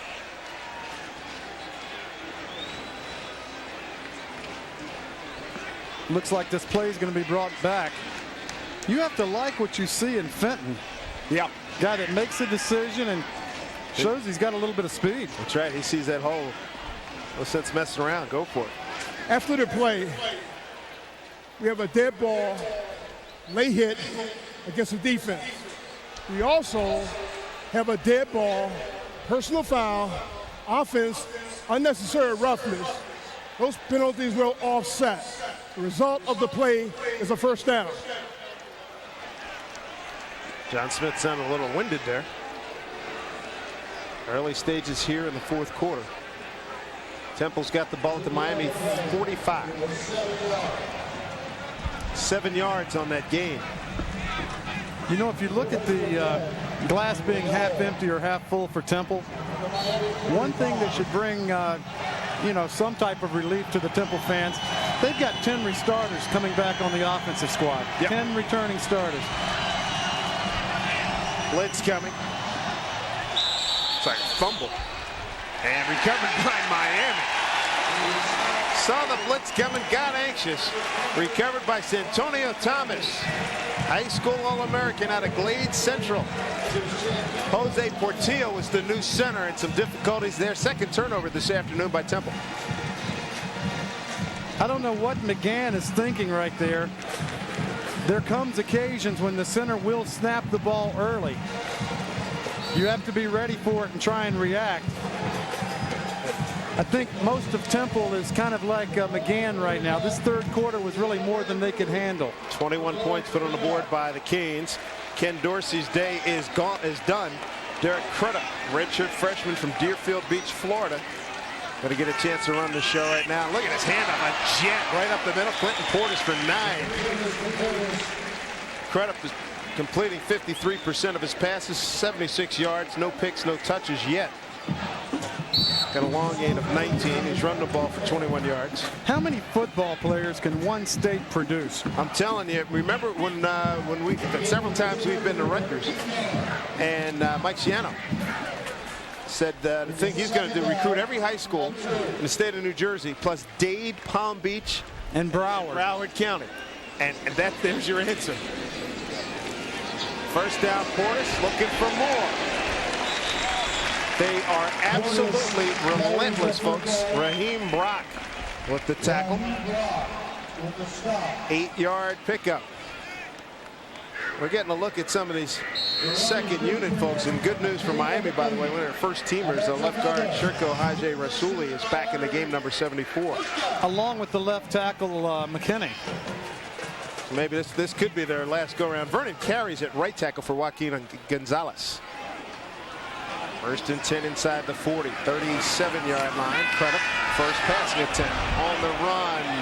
Heck of an effort. Did they give him the catch? No, sir. Jason Geathers tried to bring it home. And let's go to our Sports Center studio. Mike Gleason, what do you have, Mike? Well, Dave, earlier Jeff said Larry Coker was hoping Vatek would come back against Pittsburgh. Doesn't look like it. Panther defense now. Shante Spencer with the pick. Now, while he's running it back, let me tell you, they have at Rutgers, at West Virginia, and UAB. If they're 3-5 after this game, they could still go to a bowl. Let's go back to you guys. How about that unmitigated glee at Heinz Field in Pittsburgh? And you're talking about a guy that's been under the microscope. How about Walt Harris? Boy, they fumble, loose ball. Porter's never really put it away. Loose ball, looks like Temple recovered. Recovered by Yazid Jackson. We've been to Pittsburgh, once and seen them on the road a couple of times. And I know the time we were in Pittsburgh, I remember saying you don't want to be listening to sports talk shows after a couple of those games. And now it's starting to, this is the Pitt team we thought we were going to see earlier in the year. And I think it all revolves around their quarterback. Priestley obviously having a much better day. But who would have thought Virginia Tech, after getting beat at home by Syracuse 22-14, you see the score right now, unbelievable, 31-7, which leads to the question, do we see Virginia Tech exit the top 25? I don't think there's any question about it. And you know what it was? Here's Fenton getting another carry into the secondary. Stumbles down at the 42-yard line. This is a case where Tech obviously had all their emotional eggs in that national championship basket. Syracuse tipped it over yesterday, and now Pitt's stomping on it. Well, it's tough. I mean, when you have your goals set that lofty, and you've got a trophy case that's empty waiting for your first national championship, and you lose the game at home against a team many people think you're better than, you know, you kind of suck your thumb and kind of mope around for a week, and all of a sudden you got another game to play. Exactly right. And nobody wanted to prove themselves more than Pittsburgh after some of the games that they have had. And Miami not necessarily helped by this. Virginia Tech getting hammered by Pitt. Virginia Tech is a squad that could have really helped Miami. The one thing you've got to ask yourself, Dave, if Oklahoma runs the table, you look at Miami's schedule, you know, Boston College, Syracuse, Washington, Virginia Tech, certainly enough quality opponents to get you up into the national championship game. What if Oklahoma runs the table, beats Nebraska in the Big 12 championship? Do we see Oklahoma, Nebraska number 3 for the national championship? Yeah. If you're a Miami fan, and this one broke cleanly for a first down, straight up the middle. Sykes and Taylor on the stop against Lester Trammer. You know what? Either there is somebody that's got one of these bubble machines, or we're having a Lawrence Welk experience. We're perched high above the Orange Bowl, and there's little, you know, bubbles coming past our at a very fast rate of speed, I might add. Oh yeah, definitely going with the current. Very interesting. There we are. Mid-level right at the 50-yard line. I couldn't ask for a better seat here, let me tell you. Play action by McGann. Sideline ball. Caught out of bounds by Dillard. Marquise Fitzgerald, boy, he used that side boundary nicely to force the young man out of bounds. Marquise, a senior from St. Petersburg. Big East football. Temple against number 1 Miami. We're at the Orange Bowl here in Miami. I'm Dave Sims with Jeff Bostic. And boy, our normal sideline reporter, our good friend John Sanders, enjoying one heck of an upset in our other game on our Big East network. Pittsburgh doing a number against Virginia Tech. Left on Pitt's schedule after today, he mentioned that at Rutgers, at West Virginia, and UAB. And for Virginia Tech, at Temple, at Virginia, and then Miami up in Blacksburg on December 1st. And going into last week's game, Virginia Tech was a squad that had won 30 out of 33 games. They've not lost back-to-back in 3 years. Wow, that has been a while. 11:51 to go, fourth quarter. 35-0 Miami over Temple. You're watching Big East football from ESPN Plus.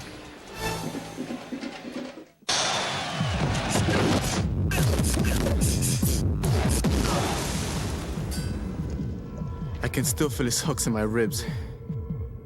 and taste the leather from his uppercuts. So why should I get out of the corner? Because I'd gladly take another 3 minutes of pain for a shot at a title. Wouldn't you? Friday Night Fights on ESPN 2.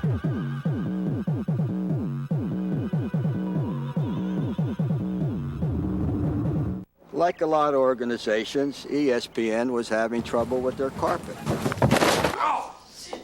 So they had me install a more natural surface. This grass we install is the best. It's a good Bermuda. No hot water on that, okay? Yeah, that'll set the sting. It lays down very, very pretty. Still to come on SportsCenter the rest of the night in the NBA. Wherever you are, I mean, there's nothing more beautiful than grass.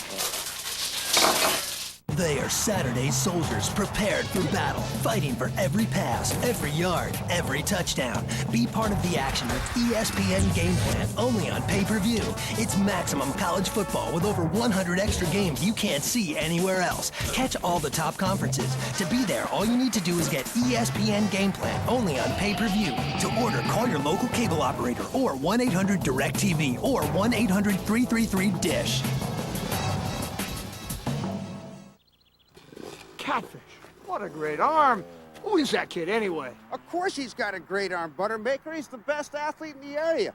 But you don't understand. That's Kelly Leak. You guys talking about Kelly Leak? Yeah. That dude is a bad mother.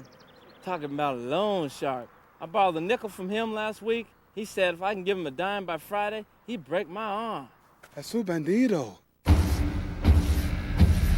Baseball tonight, every night at 10 and midnight on ESPN.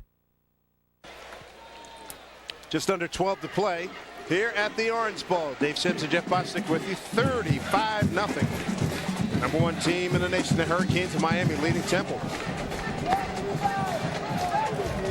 Owls with the ball at the Miami 46-yard line. Ibis having a lot of fun today. As Miami about to go to 7-0, 4-0 in the conference. Fenton gets the carry. Good job following his guard on that play. Kenan Fenton out of Somerville, Mass. Sacked by Al Marshall. Take a look at the Beck's Beer game summary. Ken Dorsey, solid numbers. Portis over 100 yards. Once again, Portis, by the way, with that going over the 100 yards, that is the 10th time he's done that. Shockey with another big day. And Temple, look at the play selection. They have been reluctant to put it in the air. The wrong situation here. Blitz forces McGann to run to the edge. He's close to a first down. Matter of fact, he got it. He got across the 35. Al Marshall finally brought him down. Gain of 6. And the one thing the Beck's Beer summary will not tell you, this Miami defense has been pretty good this afternoon also. I think through 3 quarters they held Temple's offense to under 100 yards of total offense. That's right.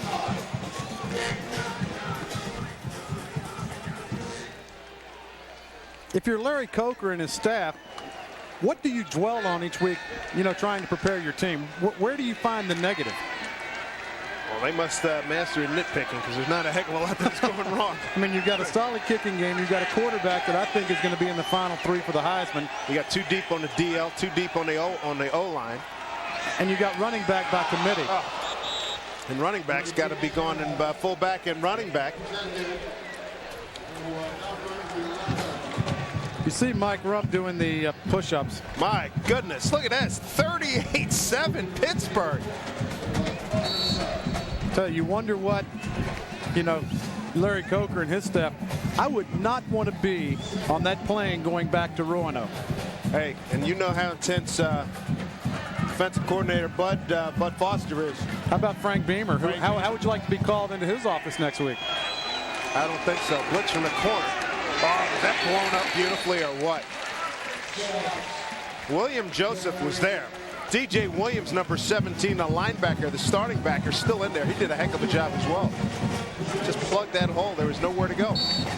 How much fun is Walt Harris and that staff having? Let's take a look at this play. The thing that takes running plays like this apart, look at the penetration by number 94, William Joseph.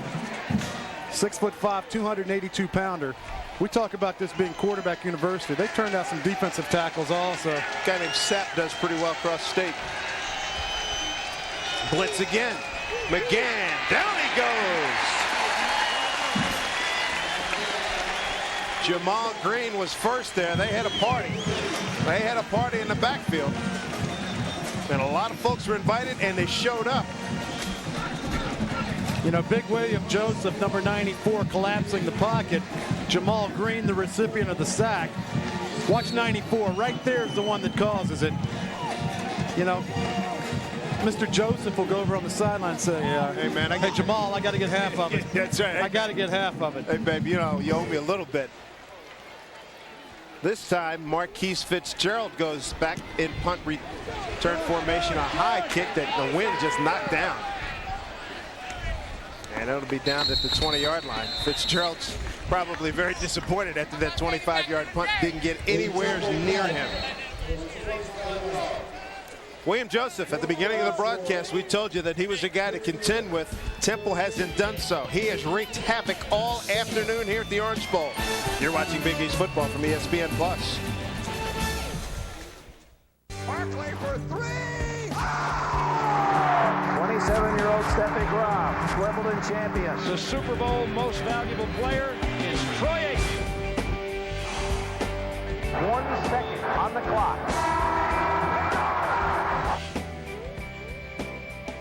Dallas touchdown.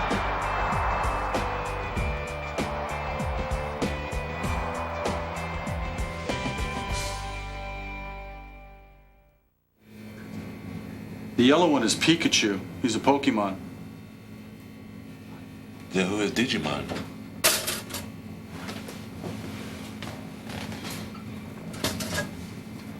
Thanks. Digimon is like a different group, wholly separate from the Pokemons. Thanks for clarifying that. Sure. 4,000 out of plate. Actually, Digimon means digital monsters.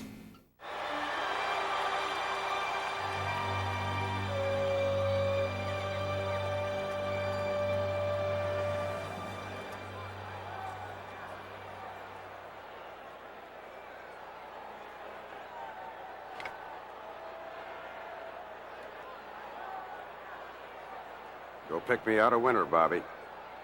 Okay. Baseball tonight, every night at 10 and midnight on ESPN. Sun-drenched crowd here at Miami at the Orange Bowl. 35-0, the #1 team in the nation. Isn't that sweet? See the little boyfriend, girlfriend kiss thing? You got to like that in a football game.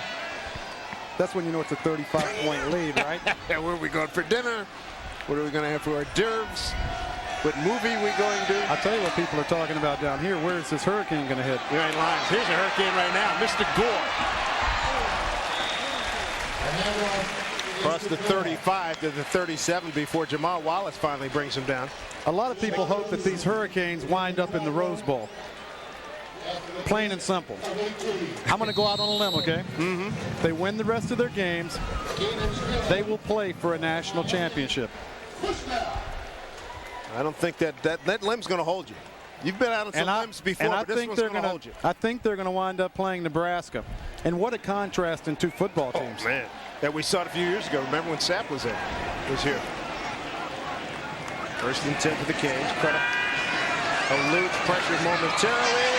Got rid of it. No, that's not going to work. Back in the neighborhood, that works. Back in the neighborhood, that works beautifully. However, Carlos Joseph, big fella, come on back, baby. That is not going to work. That's what it is. I remember we had a guy, Big Heavy, and he always, if you got a third short, you give it to Big Heavy and let him run. How would you like to be somebody in the secondary having to tackle the 6'6"? They say 316, folks. I'm saying there's a lot more beef on this than 316. Look at the nippleness, though. Are you kidding me? But look at Jamal Wallace, number 9 from Temple. He's still down, unfortunately. You know, he's spotting about 140 pounds. At least. On the play.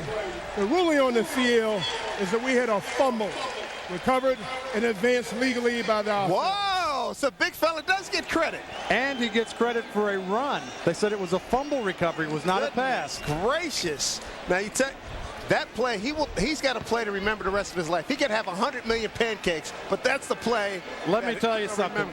Let me tell you something. I played 14 years in the National Football Football League. Like that? I had one ball that was deflected. Right. I caught it. Right. Ran with it. Right. Bad mistake. You got hit by? I'll tell you, I didn't have that many pieces of paper to write the numbers.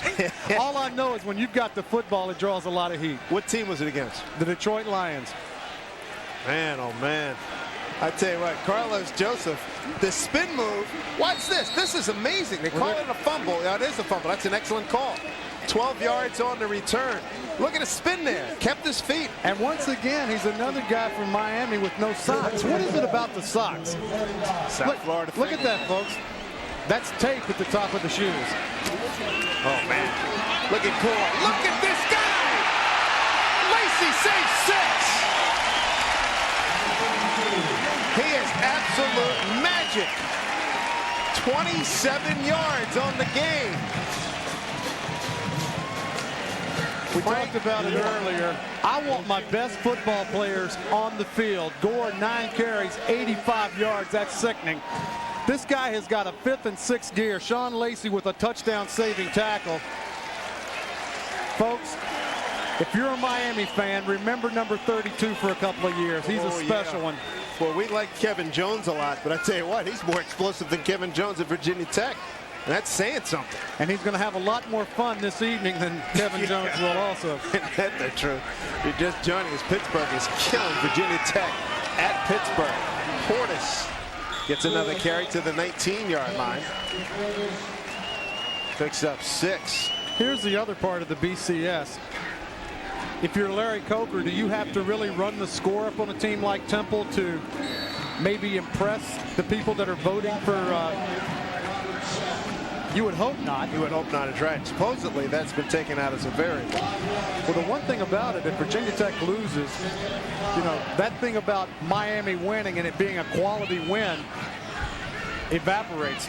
They still have $1:15 to go, third period. Credit. Got time, sets, throws behind his receiver, heading wide open. Jason Geathers. They've thrown at Jason about 3-4 times today. I don't believe he has a catch, though. Jason doubled as a wideout and a running back last year. Another injured Temple player, and that's not good. Sean Lacy's an outstanding performer on offense, defense, and special teams, and he's playing a pretty good game, and he's going to gut it out. Portis, 18 carries, 106 yards. Gore, 9 for 84. Lacy's got a problem with his left shoulder. And this is not a game to be playing and not a team to be playing if you've got a shoulder problem. It's amazing when Portis comes out of the lineup, Gore goes back in. It's kind of like tag team wrestling. Yeah. They give each other 5s on the way in and out. Man, oh man, what a combination. Frank Gore. Remember that name. Let's take a look at our best play of the game. There's so many to choose from. It's brought to you by Advance Auto Parts. The best part is our people, and we go with Edward Reed's interception right here. 19th of his career, ties Benny Blade's Miami record, and a real good return as well by Edward Reed.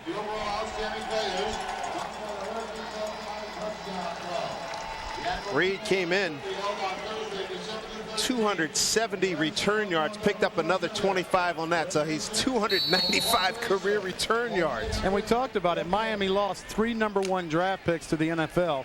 And the coach of the year. How many of them will be #1 picks this year? I know McKinney, the left tackle, will be one. Oh, there's no question. Gonzalez, maybe. Here's Gore again.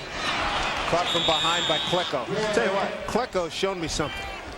Tank continues, the motor continues to run. Hey, still quick. I mean, it's been a long day, but he's out there fighting and scratching. Brings up a 4th down, and Severs will come in for the field goal from 37 yards. You wonder if a guy like Dan Klecko regrets his decision to go to Temple and follow in the footsteps of his dad. 37-yard field goal with the win. Plenty of juice on it, and it's good. So Severs on the season now 12 out of 14. Tack on another 3 for the Miami Hurricanes. 6:05 to go in the ball game. Canes lead it 38-0. You're watching Big East football from ESPN Plus. Get into the zone. the ESPN Zone, the ultimate sports dining and entertainment experience. Eat great food, watch any game that you want, and compete in our sports arena. ESPN Zone, what more do you need? Visit the Zone in Baltimore's Inner Harbor, in downtown Chicago, in New York's Times Square, in Atlanta's Buckhead District, and in downtown Washington, D.C. Get into the Zone. They are Saturday soldiers, prepared for battle, fighting for every pass, every yard, every touchdown. Catch all this week's college football action with ESPN Game Plan. It's maximum college football with up to 12 games you can't see anywhere else, only on pay-per-view. To be there, all you need to do is get ESPN Game Plan, now available as pay-per-day. To order, call your local cable operator or 1-800-DIRECTV or 1-800-333-DISH.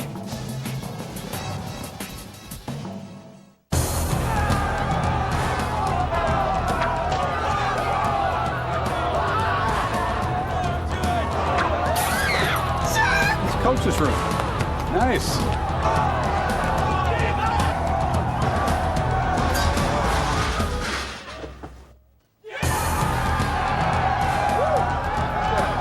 And we're back. College Game Day, presented by Discover Card.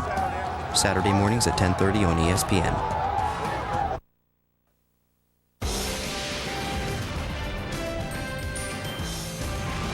Today's game has been brought to you by Beck's Light, Germany's lighter side. Citgo. At Citgo, we enjoy football as much as you do. Citgo, we know you. Polaris, it's not just a sled, it's a priority. The United States Army, an army of one. And by Outback Steakhouse. No rules, just right.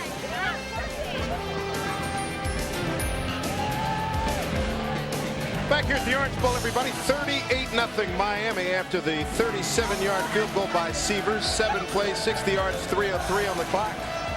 Those mascots have it so bad, don't they? Yeah, right. You know what? They're dancing all the pretty girls. I can bring him up here and I'll go down there for a few minutes. How's that? You go down there and shake it? If I shake it, I will break it, believe me.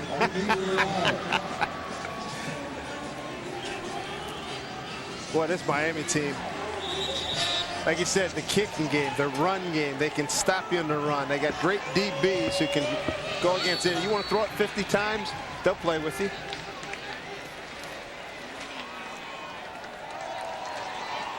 I'm looking a little bit forward. If it were a Nebraska matchup, how well do they do sitting in there and taking, power running attacks? Lord knows that's what Nebraska would be bringing to the table. Nothing like having a little wind at your back. Sievers blast that one. I mean, this defense is not very big. McDougal 260, 282, 262, 254. This is a defense built around speed. And Nebraska is built around corn-fed, big, strong offensive linemen. Loaded up. Put it in a truck and let's go.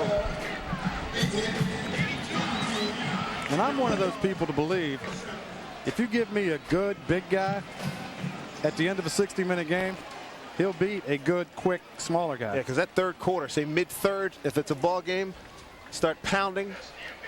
At some point, somebody 260 pounds gets tired of seeing somebody 310. With a head of steam coming about a 4-yard run, and right? a good running back. You got some of the alumni cheerleaders here having some fun here. These guys, he's having some fun.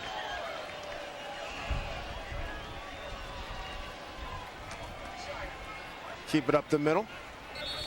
Temple allows Lester Trammer.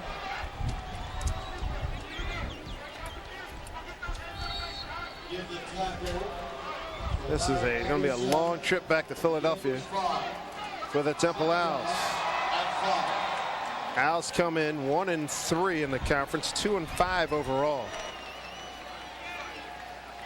And it's not like Bobby Wallace hasn't seen some success. Division II coach of the quarter century by the NCAA after the 1997 D2 championship game. Won 3 championships in a row. Oh, there's a football play. That was a football play. Sean Taylor with the tackle on Trammer. That was the first time I met Bobby back in '93. We won the first national championship. Doc Walker and Dan Jiggets and I had the pleasure of doing a game down there. Brutally cold day in Florence, Alabama against Indiana University of Pennsylvania. And Bobby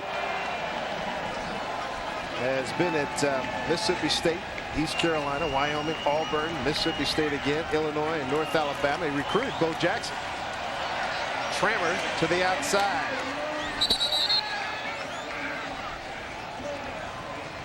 Knock him out of bounds. Clock with 4:35 to go. You know, everybody talks about two-sport athletes. Was there anybody better than Bo Jackson? Incredible. Absolutely incredible. And it is a shame, you know, him getting injured with the Raiders and popping that hip. Which looked like just another play at the day at the office. And, you know, only as Bo can go through hip replacement and still come back to play in the major leagues. Right. Rather productively, too. 38-0.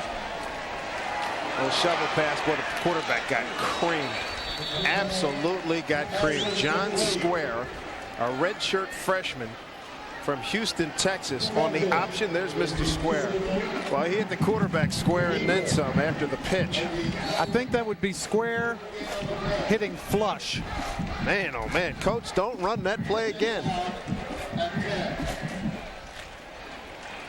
He's on the light side too. They list him at 201. Only a freshman, though. I know, plenty of time. You know, 2 years in the weight room, all of a sudden we got 260. No question. Here's a guy that's seen a lot of daylight today. And he has run very effectively, not only from scrimmage here in the second half, but also on kickoff returns. McKinnon, Fenton, Sean Taylor, and Al Marshall finally bring him down. 34 yards on that pickup. His total, his all-purpose running today has got to be pretty significant. 81 yards on 2 kickoffs. And add that 34, so he's well over 100. It's been a fine day for the junior from Somerville, Mass.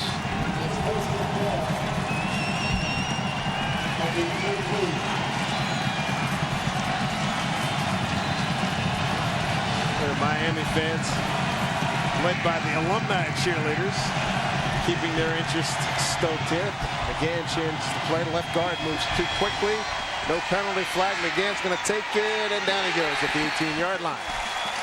Loss of about 4. Maurice Sykes, sophomore out of Miami's Monsignor Pace High School, brings him down. And even though Miami's got some backup players on the defensive side of the football in the game, they know the one mission right now. Shutout. Keep the goose egg on the board. That is a big deal in football. If you got a football team shutout for almost 57 minutes, let's keep it alive. That's right.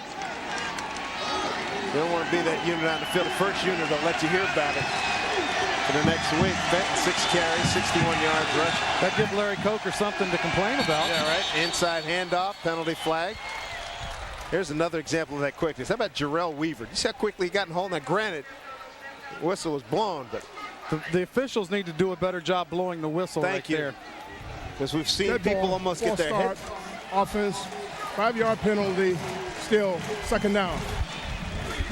Glad you could join us this afternoon here in Miami with 3 minutes to go in the ball game. This is Big East football, the game of the week, the #1 team in the nation.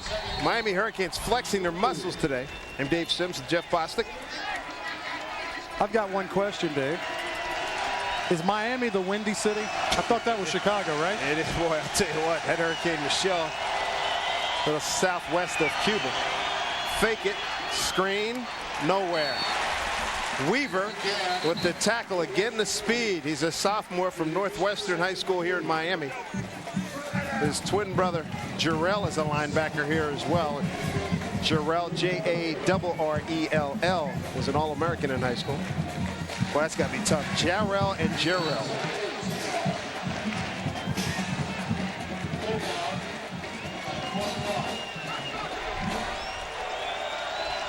Miami got on the board, 7-0 in the first quarter. Dorsey, a 15-yard pass. Portis, a 7-yard run to make it 14-0. Loose ball. Miami's got it. And the shutout looks like it's going to stand up. Miami took it to the halftime, leading 14-0. Third quarter, Dorsey, an 11-yard TD pass to Johnson, 21-0. That was after they were lining up for a field goal, but Temple got caught for an illegal substitution. Recovered That fumble recovered by Ken Dangerfield. And that was pretty much, if their back wasn't already broken, that did it for the Temple Owls right there. And you almost get the feeling, Dave, that Miami has played as hard as they need to play. Excellent call. You know, they haven't exactly hit the gas pedal today. As I say, and that's a great luxury, isn't it? And no, I'm telling you.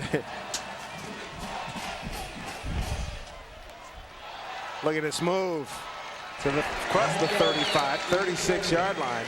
And that was Portis with the carry. And that gets him over the 2,000 career mark. That's why they had him in. And let me ask you, why right at 2,000 yards, and he joins Otis Jerome Anderson, Edgerrin James, James Jackson, and Danielle Ferguson, all 2,000 yards plus. There you go. And so Portis is done for the day. I know what your question is, and it's a legit question. He could have got that next week. Why is Frank Gore in the game? Penalty flag. This talent's remarkable.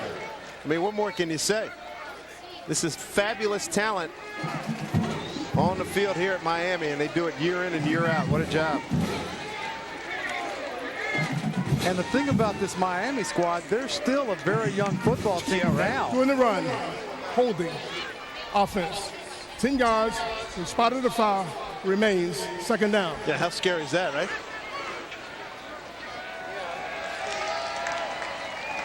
This defense only loses 4 starters. Wow.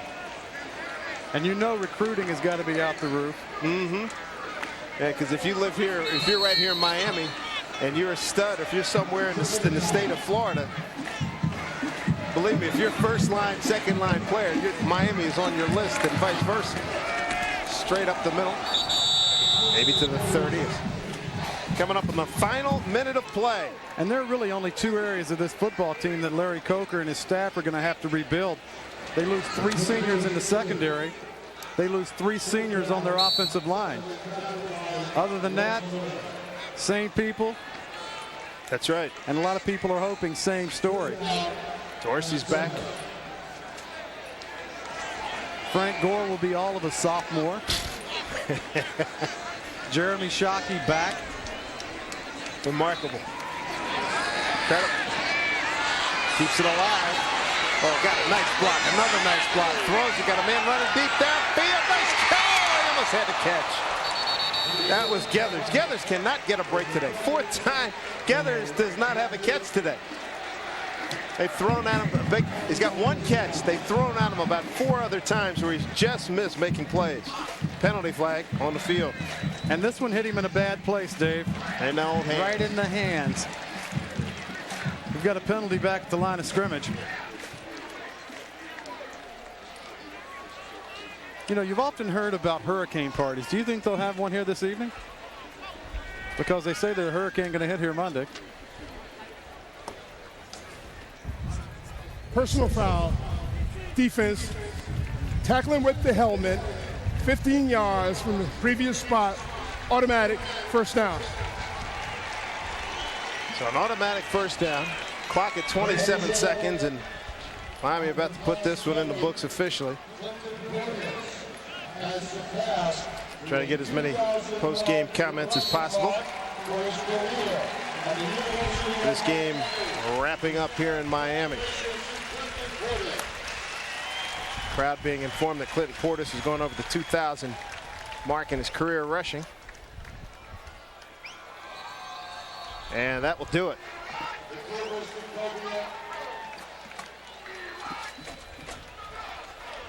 That will do it.